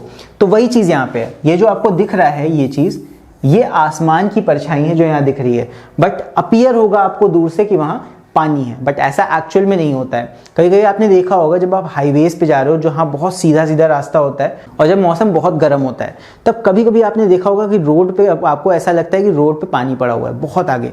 तो ऐसा कभी कभी होता है, अगर आपने ध्यान दिया होगा, कभी गौर किया होगा तो इन्हीं को बोलते हैं मिराज, छलावा। आपको लगेगा कि वो चीज़ वहाँ है बट एक्चुअल में नहीं होती है। सो ये होता है due to total internal reflection, जो कि रिफ्रैक्शन ऑफ लाइट की वजह से होता है, ठीक है। सो एक और एग्जांपल है डायमंड का। अब यहाँ डायमंड भी जो चमकते हैं उनके पीछे का भी रीजन होता है टोटल इंटरनल रिफ्लेक्शन। लाइट जाती तो है डायमंड के अंदर, बट डायमंड के अंदर वो टोटल इंटरनल रिफ्लेक्शन की वजह से अंदर ही रिफ्लेक्ट बैक करती रहती है, जिसकी वजह से डायमंड आपको स्पार्कल करते हुए नजर आते हैं। सो इसीलिए डायमंड चमकते हैं, कहते हैं नहीं हीरा चमक रहा है। सो हीरा नहीं चमक रहा होता है, बाहर की लाइट उसके अंदर जाती है जो उसको चमका देती है, राइट। और इसके बाद एक और होता है ऑप्टिकल फाइबर। ऑप्टिकल फाइबर, अगर आपके घर में नेट लगा है तो सब कहते हैं फाइबर लगवा लो, फाइबर लगवा लो। सो बेसिकली आजकल जो वायर्स आपके यहाँ आते हैं वो इलेक्ट्रिकल वायर्स नहीं होते हैं, वो ऑप्टिकल फाइबर्स होते हैं जो आपके घर सिग्नल लेके आते हैं इंटरनेट का। सो ये इंटरनेट फाइबर्स काफ़ी ज़्यादा यूज़ होते हैं आज की डेट में। आपको मैं दिखाता हूँ कैसे होते हैं। मैंने बोला था आपको मैं प्रैक्टिकल दिखाऊंगा, दिखाता हूँ मैं। ये है आपका एक internet fibre, basically optical fibre है, कुछ ऐसा दिखता है। जो आपके घर में डिवाइस में लगता है आके, वो फाइबर है ये। मैं बाहर वाले मोटे तार की बात नहीं कर रहा हूँ, उस मोटे तार के अंदर भी पतले पतले बहुत सारे रेशे होते हैं जो कि ऑप्टिकल फाइबर्स होते हैं। इतना मोटा नहीं होता ये, बहुत पतला होता है। अगर मैं पास से भी दिखाऊं, बहुत महीन तार है, एकदम बिजली वाले तार से भी पतला है ये। मतलब इसके अंदर जो है तार, उसकी मैं बात कर रहा हूँ। बहुत पतला सा फाइबर होता है। कैसे काम करता है वो दिखाता हूँ मैं आपको। देखो, इसमें दो सिरे हैं, एक तरफ है प्लास्टिक कैपिंग लगी है, एक तरफ ये ऐसे ही है, कुछ इसमें नहीं लगा हुआ है। तो एक तरफ अगर मैं इसमें लाइट एंटर करूंगा तो वो इसके अंदर रिफ्लेक्ट होते होते होते होते करंट की तरह, एक्चुअली वो करंट नहीं आएगा, लाइट इधर से रिफ्लेक्ट बैक होते होते होते होते, जैसे इसमें दिख रहा है लाइट एक तरफ से गई, अंदर वो रिफ्लेक्ट हो होके आगे जाती जा रही है TIR की वजह से। सो लाइट अंदर ही अंदर रिफ्लेक्ट बैक होती रहती है। देखो यहाँ पे मैं एक लेज़र लगाऊंगा, ये लेज़र टॉर्च है, और इसको एक तरफ हम एक एंड पे लगाएंगे यहाँ पे। तो एक एंड में इसमें ज्वाइन करे दे रहा हूँ इस तरह, ठीक है।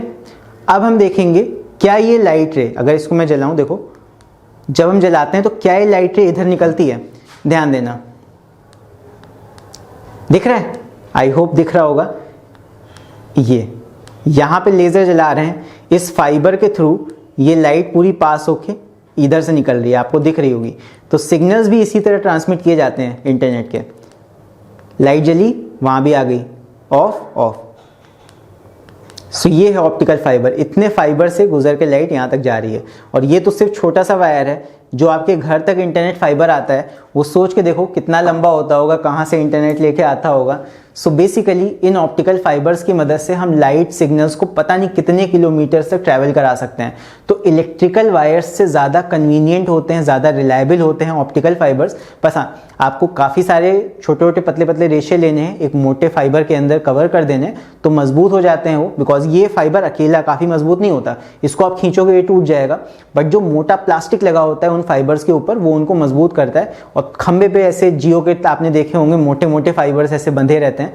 सो बेसिकली उसकी वजह से वो मजबूती देता है। ऊपर का प्लास्टिक है सिर्फ, वो मेन खेल अंदर होता है, पतला सा फाइबर होता है। यही है सारा जो आपका सिग्नल ट्रांसमिट करता है। सो आपने देख लिया, एक तरफ हमने सिग्नल दिया, यहाँ तक सिग्नल आ रहा है, तो वहां भी ऐसे ही लेजर्स लगे होते हैं, एलईडीज लगे होते हैं, बेसिकली लेजर्स होते होंगे। सो वहां से लाइट के सिग्नल्स आ रहे हैं आपके डिवाइस तक। आपका डिवाइस लाइट के सिग्नल्स समझ रहा है 10 के फॉर्म में। बेसिकली वहां से हजारों भी क्या, लाखों करोड़ों सिग्नल्स आते हैं पर सेकेंड, तभी मेगाबिट्स पर सेकेंड। आप देखना, कभी सोच के देखना, एमबीपीएस जो आप कहते हो, अगर आपके घर में, देखते हैं इसकी भी डिस्कस कर लेते हैं थोड़ा सा, आपके सब्जेक्ट से थोड़ा अलग है समझना। आपके घर में अगर आप कहते हो कि 100 एमबीपीएस स्पीड आ रही है, तो इसका क्या मतलब हुआ? 100 मेगाबिट्स पर सेकेंड। मेगा का मतलब कितना होता है? मेगा मीन्स होता है 10⁶ बिट्स पर सेकेंड। इतनी बिट्स, 2 और उसमें जोड़ दो तो ये हो जाएगा 10⁸ बिट्स पर सेकेंड। अब ये कितनी बिट्स हो गई? बिट्स का मतलब होता है 1, 1 या 0। तो यहाँ पे देख लो कितनी हो गई बिट्स से, 10⁸ 8 0 लगा दो, 1 2 3 4 5 6 7 8, 1000 हो गया यहाँ तक, 1000 10,000, लाख 10 लाख, करोड़ 10 करोड़। 10 करोड़ बिट्स, 10 करोड़ 10 या फिर 10 करोड़ बार ऑन ऑफ हो रही है लाइट आपके फाइबर के अंदर। इतनी जल्दी 1 सेकंड के अंदर इतने बार ऑन ऑफ हो रहा है 1 सेकंड के अंदर। तो 1 सेकंड के अंदर इतना डेटा आपके घर आ रहा है। अगर 100 Mbps, आजकल तो GBps में आता है भाई, तो सोच के देखो 1 सेकंड में कितनी बार लाइट उसके अंदर लेजर जो लगी है वो कितनी बार ऑन ऑफ होती होगी ताकि 10 ट्रांसमिट कर पाए। सो ये है जो ऑप्टिकल फाइबर्स आपके घर में यूज होता है। बेसिकली फिजिक्स लग रही है इसमें, बट उस फिजिक्स की वजह से आप इंटरनेट या फिर वाईफाई अपने घर पे चला पाते हो। ओके तो ये चीज़ आपके कोर्स से रिलेटेड नहीं था, बट फिर भी मैं आपको बता दूं। सो आई होप आप लोग को ये सारे एग्जाम्पल्स अच्छे समझ में आ गए होंगे। चलो देखते हैं आगे। सो अब यहाँ पे हम लोग कुछ क्वेश्चंस को सॉल्व करने वाले हैं जो कि फिगर्स बेस्ड हैं। सो यहाँ पे कंप्लीट द रे डायग्राम करके क्वेश्चन है। सो चलो करते हैं इसको। सो यहाँ पे है state the principle used for completing the ray diagram in part A above. ये पूरा क्वेश्चन आई थिंक थोड़ा कट गया है। यहाँ पे बेसिकली हमें इस रे डायग्राम को कंप्लीट करना है और बताना है कि यहाँ पे कौन सा प्रिंसिपल का यूज करके हम इस रे डायग्राम को कंप्लीट कर रहे हैं। देखते हैं। अब यहाँ 2 लाइट रेज हैं, तो यहाँ पे पहली बात तो ये 90 डिग्री पे आ रही है, यहाँ कोई भी डेविएशन नहीं हुआ है, फिर जाके ये ऊपर टकराई हैं। तो पहले हम नीली वाली को देखते हैं। जहाँ पे जिस जगह ये टकराएंगी वहाँ पे हम नॉर्मल पहले बनाते हैं। तो यहाँ मैंने नॉर्मल ड्रॉ कर लिया। अब यहाँ एंगल्स फाइंड करो, कितने एंगल पे ये टकराई है। ये 90 है तो ये दोनों तरफ ये भी नॉर्मली है तो ये भी 90 होगा। ये हमारा प्रिज्म कौन सा है? ये आई थिंक 90 45 वाला है, देखने में ही लग रहा है। तो ये 45 डिग्री होगा, ये 45, ये 90। तो ये एंगल कितना होगा? ये एंगल होगा 45। तो ये एंगल 45 होगा तो ऑब्वियसली पूरा ये नॉर्मल है, तो ये 45 है तो ये भी 45 हो जाएगा। यानी कि ये 45 डिग्री इंसिडेंस पे टकरा रही है आके। ये 42 से ज़्यादा है, तो क्योंकि ग्लास का प्रिज्म होता है, ग्लास का जो क्रिटिकल एंगल होता है वो होता है 42 डिग्री। तो 42 डिग्री से ज़्यादा पे ये इंसिडेंट हो रही है, तो ये क्या होगा? ये अंदर ही अंदर रिफ्लेक्ट हो जाएगी इस तरह। समझ में आया? तो ये रिफ्लेक्ट हो गई, TIR हो गया इसमें। 45 डिग्री पे इंसिडेंट थी तो 45 पे ही रिफ्लेक्ट होके ऐसे निकल जाएगी। सेम वही चीज़ इसके लिए होगी, तो इसके लिए भी करने की ज़रूरत नहीं है, बस इसको भी आप इस तरह रिफ्लेक्ट करा दो। इस तरह हो गया रिफ्लेक्ट। अब ये यहाँ 90 डिग्री पे इंसिडेंट हो रही है तो ये सीधी निकल जाएगी आगे इस तरह। यहाँ भी 90 डिग्री पे तो सीधे निकल जाएगी, यहाँ भी 90 डिग्री पे तो ये सीधे निकल जाएगी इस तरह, यहाँ तक आ गए। अब यहाँ पे क्या होगा? अगेन यहाँ पे हमको क्या करना पड़ेगा? नॉर्मल बनाना पड़ेगा। तो एक रे को पहले समझते हैं क्या हो रहा है। ये बनाया हमने नॉर्मल। अब क्या होगा? यहाँ पे एंगल्स पहचानो, एंगल कौन सा कितना है। तो यहाँ पे देखो ये 90 होगा, ये भी हमारा 45 वाला प्रिज्म है, बिकॉज 90 45 45 ये वही है। देखने में ही लग रहा है 90 45 45। अगर नहीं एग्जाम में वैसे दे दिया जाता है, नहीं तो क्वेश्चन में से बताया गया होगा 90 45 45 वाला प्रिज्म है। तो यहाँ पे ये 45 डिग्री, ये 90 डिग्री, ये कितना होगा? ये एंगल होगा 45, बिकॉज 90 45 तो ये भी 45। अगर ये 45 है और ये हमारा नॉर्मल है तो ये बचा हुआ एंगल कितना होगा, ये भी 45 ही होगा। ठीक है, 90 भी एंगल पूरा है नॉर्मल से होता है, तो अगर आधा 45 है तो आधा बचा हुआ कितना 45 ही होगा। तो अब 45 है तो 45 angle of incidence is greater than the critical angle, that means यहाँ पे रिफ्रैक्शन नहीं होगा, यहाँ TIR होगा। तो 45 डिग्री पे ही लाइट रिफ्लेक्ट हो जाएगी ऐसे, इस तरह। तो ये ऐसे आ गया। अब यहाँ 90 डिग्री बन रहा है तो ये लाइट सीधे ऊपर निकल जाएगी इस तरह। समझ में आया? यही सेम चीज़ इसके लिए भी होगी, तो इसके लिए दोबारा करने की ज़रूरत नहीं है। यहाँ पे बनाओ नॉर्मल, इसको रिफ्लेक्ट करा के सीधे ऊपर भेज दो इस तरह। आई होप समझ में आ गया होगा ये कैसे हमने बनाया। थोड़ा आपको प्रैक्टिस करना पड़ेगा, एक बार कॉपी पेन लेके बैठना, इन फिगर्स को बना के देखना अपने आप से एंगल सोच पाते हो कि नहीं, कितना कितना कहाँ पे बन रहा है। बिकॉज एंगल का ही सारा खेल है, अगर एंगल समझ भी नहीं तो फिर बहुत कुछ रटना पड़ेगा इसमें। अगर रटना नहीं चाहते हो, रटने से बचना चाहते हो, तो एंगल्स को निकालना सीख लो, वो ज़्यादा कन्वीनियंट है आपके लिए। बिकॉज इसमें कितने भी डायग्राम्स होंगे, पता नहीं कितने होंगे, आप सब तो याद नहीं करके जा सकते ना, तो थोड़ा बहुत इसमें निकालना सीख लो, बहुत आसान होता है ये। चलो आगे देखते हैं एक और क्वेश्चन। सो यहाँ पे है, इन figure a ray of light PQ is incident normally on the hypotenuse of an isosceles right angled prism. So यहाँ पे ये राइट एंगल्ड प्रिज्म है, आइसोसेलेस है, मतलब ये 90 45 45 वाला है, आइसोसेलेस है। देखो तो यहाँ पे है ए पार्ट में, कंप्यूट द पाथ ऑफ रे PQ till it emerges out of the prism. तो हमें PQ को कंप्लीट करना है, देखना है कहाँ जाएगा ये। और उसके बाद है, what is the angle of deviation of the रे PQ, name a device in which the action is use. देखो ये पूछा गया है, नेम अ डिवाइस जहां पे ये यूज किया जाता है। तो चलो पहले तो कंप्लीट करते हैं इसको। सो यहाँ पे PQ है ऐसे 90 डिग्री पे आया, तो ये रे आएगी अंदर ऐसे, कोई दिक्कत नहीं है, 90 डिग्री पे आ रही है तो बिना डिफ्लेक्ट हुए ऐसे सीधे आ जाएगी आगे इस तरह, कोई दिक्कत नहीं। अब यहाँ निकालो कितने एंगल पे अंदर आई है। तो यहाँ पहले नॉर्मल बनेगा, और नॉर्मल बनाने के बाद में हमें एंगल ऑफ इंसिडेंस बताना है कितना बन रहा है।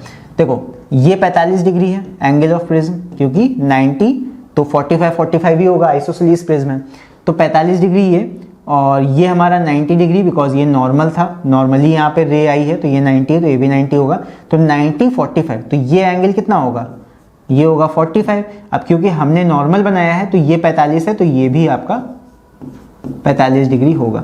अब 45 डिग्री क्या होता है, 42 डिग्री से ज़्यादा होता है, यानी कि क्रिटिकल एंगल से ज़्यादा एंगल है।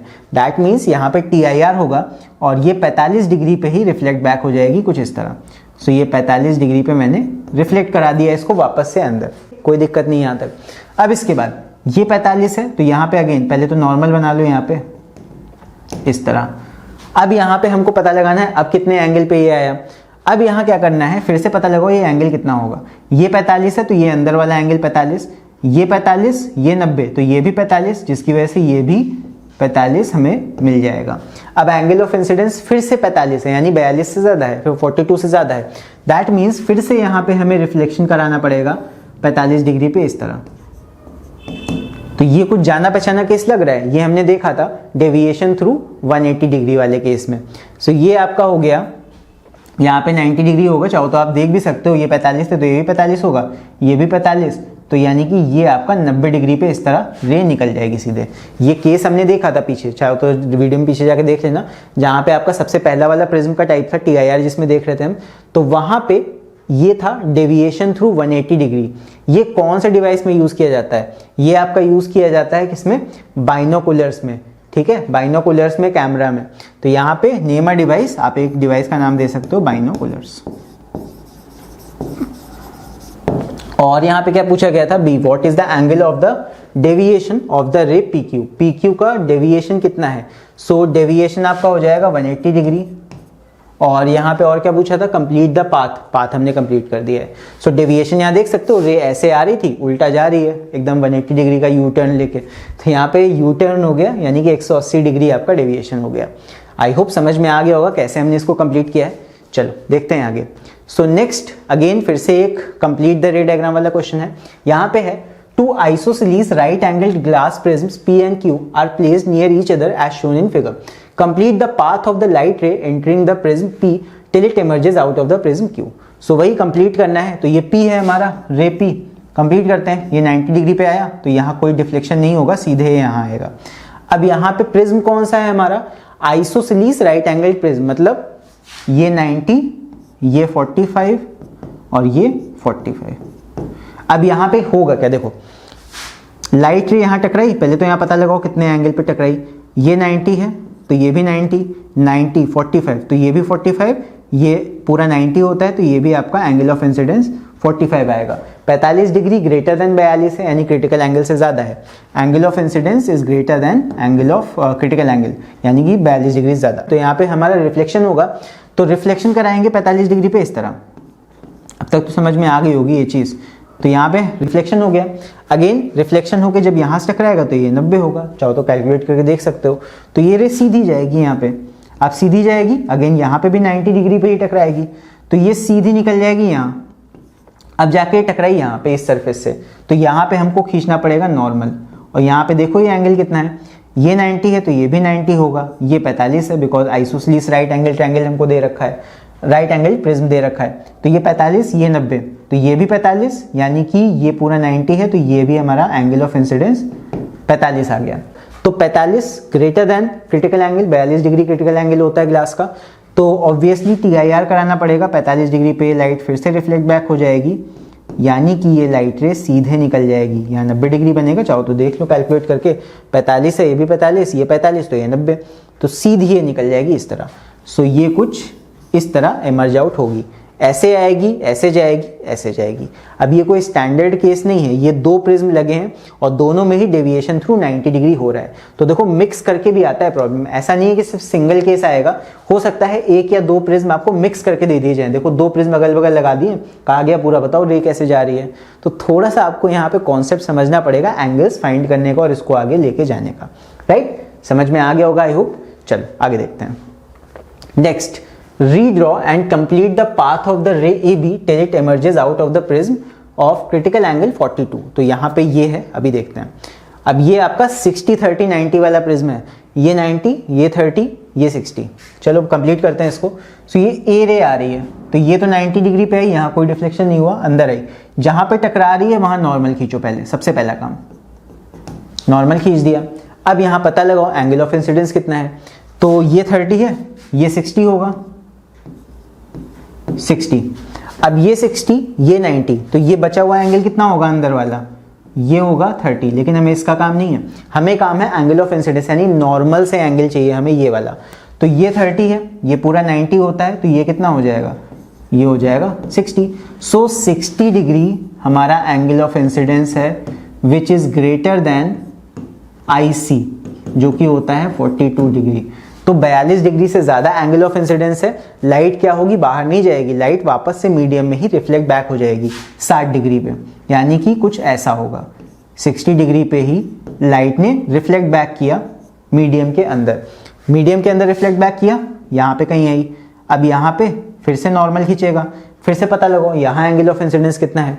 तो यहाँ पे ये 60, ये 30, बना नहीं रहा हूँ, ये 30, ये 90, तो ये 60 होगा, ये 60 होगा, तो ऑब्वियसली ये एंगल कितना होगा 30। समझ लो ये 60 है, तो ये अंदर वाला एंगल बचा कितना, क्योंकि नॉर्मल है तो ये हो जाएगा 30, 30 90, तो ये बचा हुआ कितना होगा 60, तो ये नॉर्मल है तो 60, ये कितना होगा 30। इस तरह निकालते हैं। ये 30 हुआ। अब 30 डिग्री तो 42 से कम है, तो यहाँ फिर TIR नहीं होना, यहाँ पे नॉर्मल रिफ्रैक्शन होना है। तो ये आपका एंगल ऑफ इंसिडेंस, तो क्या होगा, डेंसर से रेयर की तरफ लाइट जा रही है, सो डेंसर ग्लास से एयर में जाएगी लाइट, तो अवे फ्रॉम द नॉर्मल चली जाएगी। जाना ऐसे है, थोड़ा सा और अवे इस तरह निकल जाएगी, कोई दिक्कत नहीं। अवे फ्रॉम द नॉर्मल में थोड़ा सा एंगल बढ़ाया है, जाना ऐसे था इस तरह, थोड़ा सा मैंने टिल्ट कर दिया इस तरफ को। तो ये हो जाएगा हमारा कंप्लीट द रे डायग्राम। और तो इसमें कुछ पूछा नहीं था, और इसमें देखो हमें क्रिटिकल एंगल दे भी रखा हुआ है, क्रिटिकल एंगल 42। बट कभी कभी क्वेश्चंस में नहीं दिया जाता है, तब भी आपको ये लेके चलना है कि कांच का क्रिटिकल एंगल 42 होता है, 42 होता है, तो प्रिज्म भी कांच का ही होता है। तो वहां पे आपको वो एज ऑब्वियस है, वो आपको समझ के ही चलना है, चाहे दिया हो चाहे ना दिया हो। चलो so that's it, that's the end of the lesson. I hope आप लोग को ये पूरा वीडियो अच्छे से समझ में आया होगा। सो चैप्टर के सारे ही टॉपिक मैंने यहाँ पे कवर करा दिए हैं न्यूमेरिकल्स के साथ। सो अगर आप लोग को ये वीडियो अच्छा लगा हो तो इस वीडियो को लाइक जरूर करना। बाकी आप लोग को वीडियो कैसा लगा मुझे कमेंट्स में लिख के जरूर बताना। कोई दिक्कत हो वो भी कमेंट्स में लिख के बता सकते हो, या फिर कोई राय देनी हो, कोई सजेशन हो, या फिर किसी टॉपिक में कोई प्रॉब्लम हो तो वो भी मुझे कमेंट्स में लिख के बता सकते हो। मैं सबके कमेंट्स पढ़ता हूँ एंड कोशिश करता हूँ कि ज़्यादा से ज़्यादा कमेंट्स के रिप्लाई भी करूँ। मैंने कोशिश की है इस वीडियो में ज़्यादा से ज़्यादा प्रैक्टिकल बेस्ड अप्रोच रखने की। सो आप लोग को ये प्रैक्टिकल अप्रोच कैसी लगी मुझे कमेंट्स में लिख के जरूर बताएं। चलो मिलते हैं फिर अगले वीडियो में। Till then take care, see you and bye bye.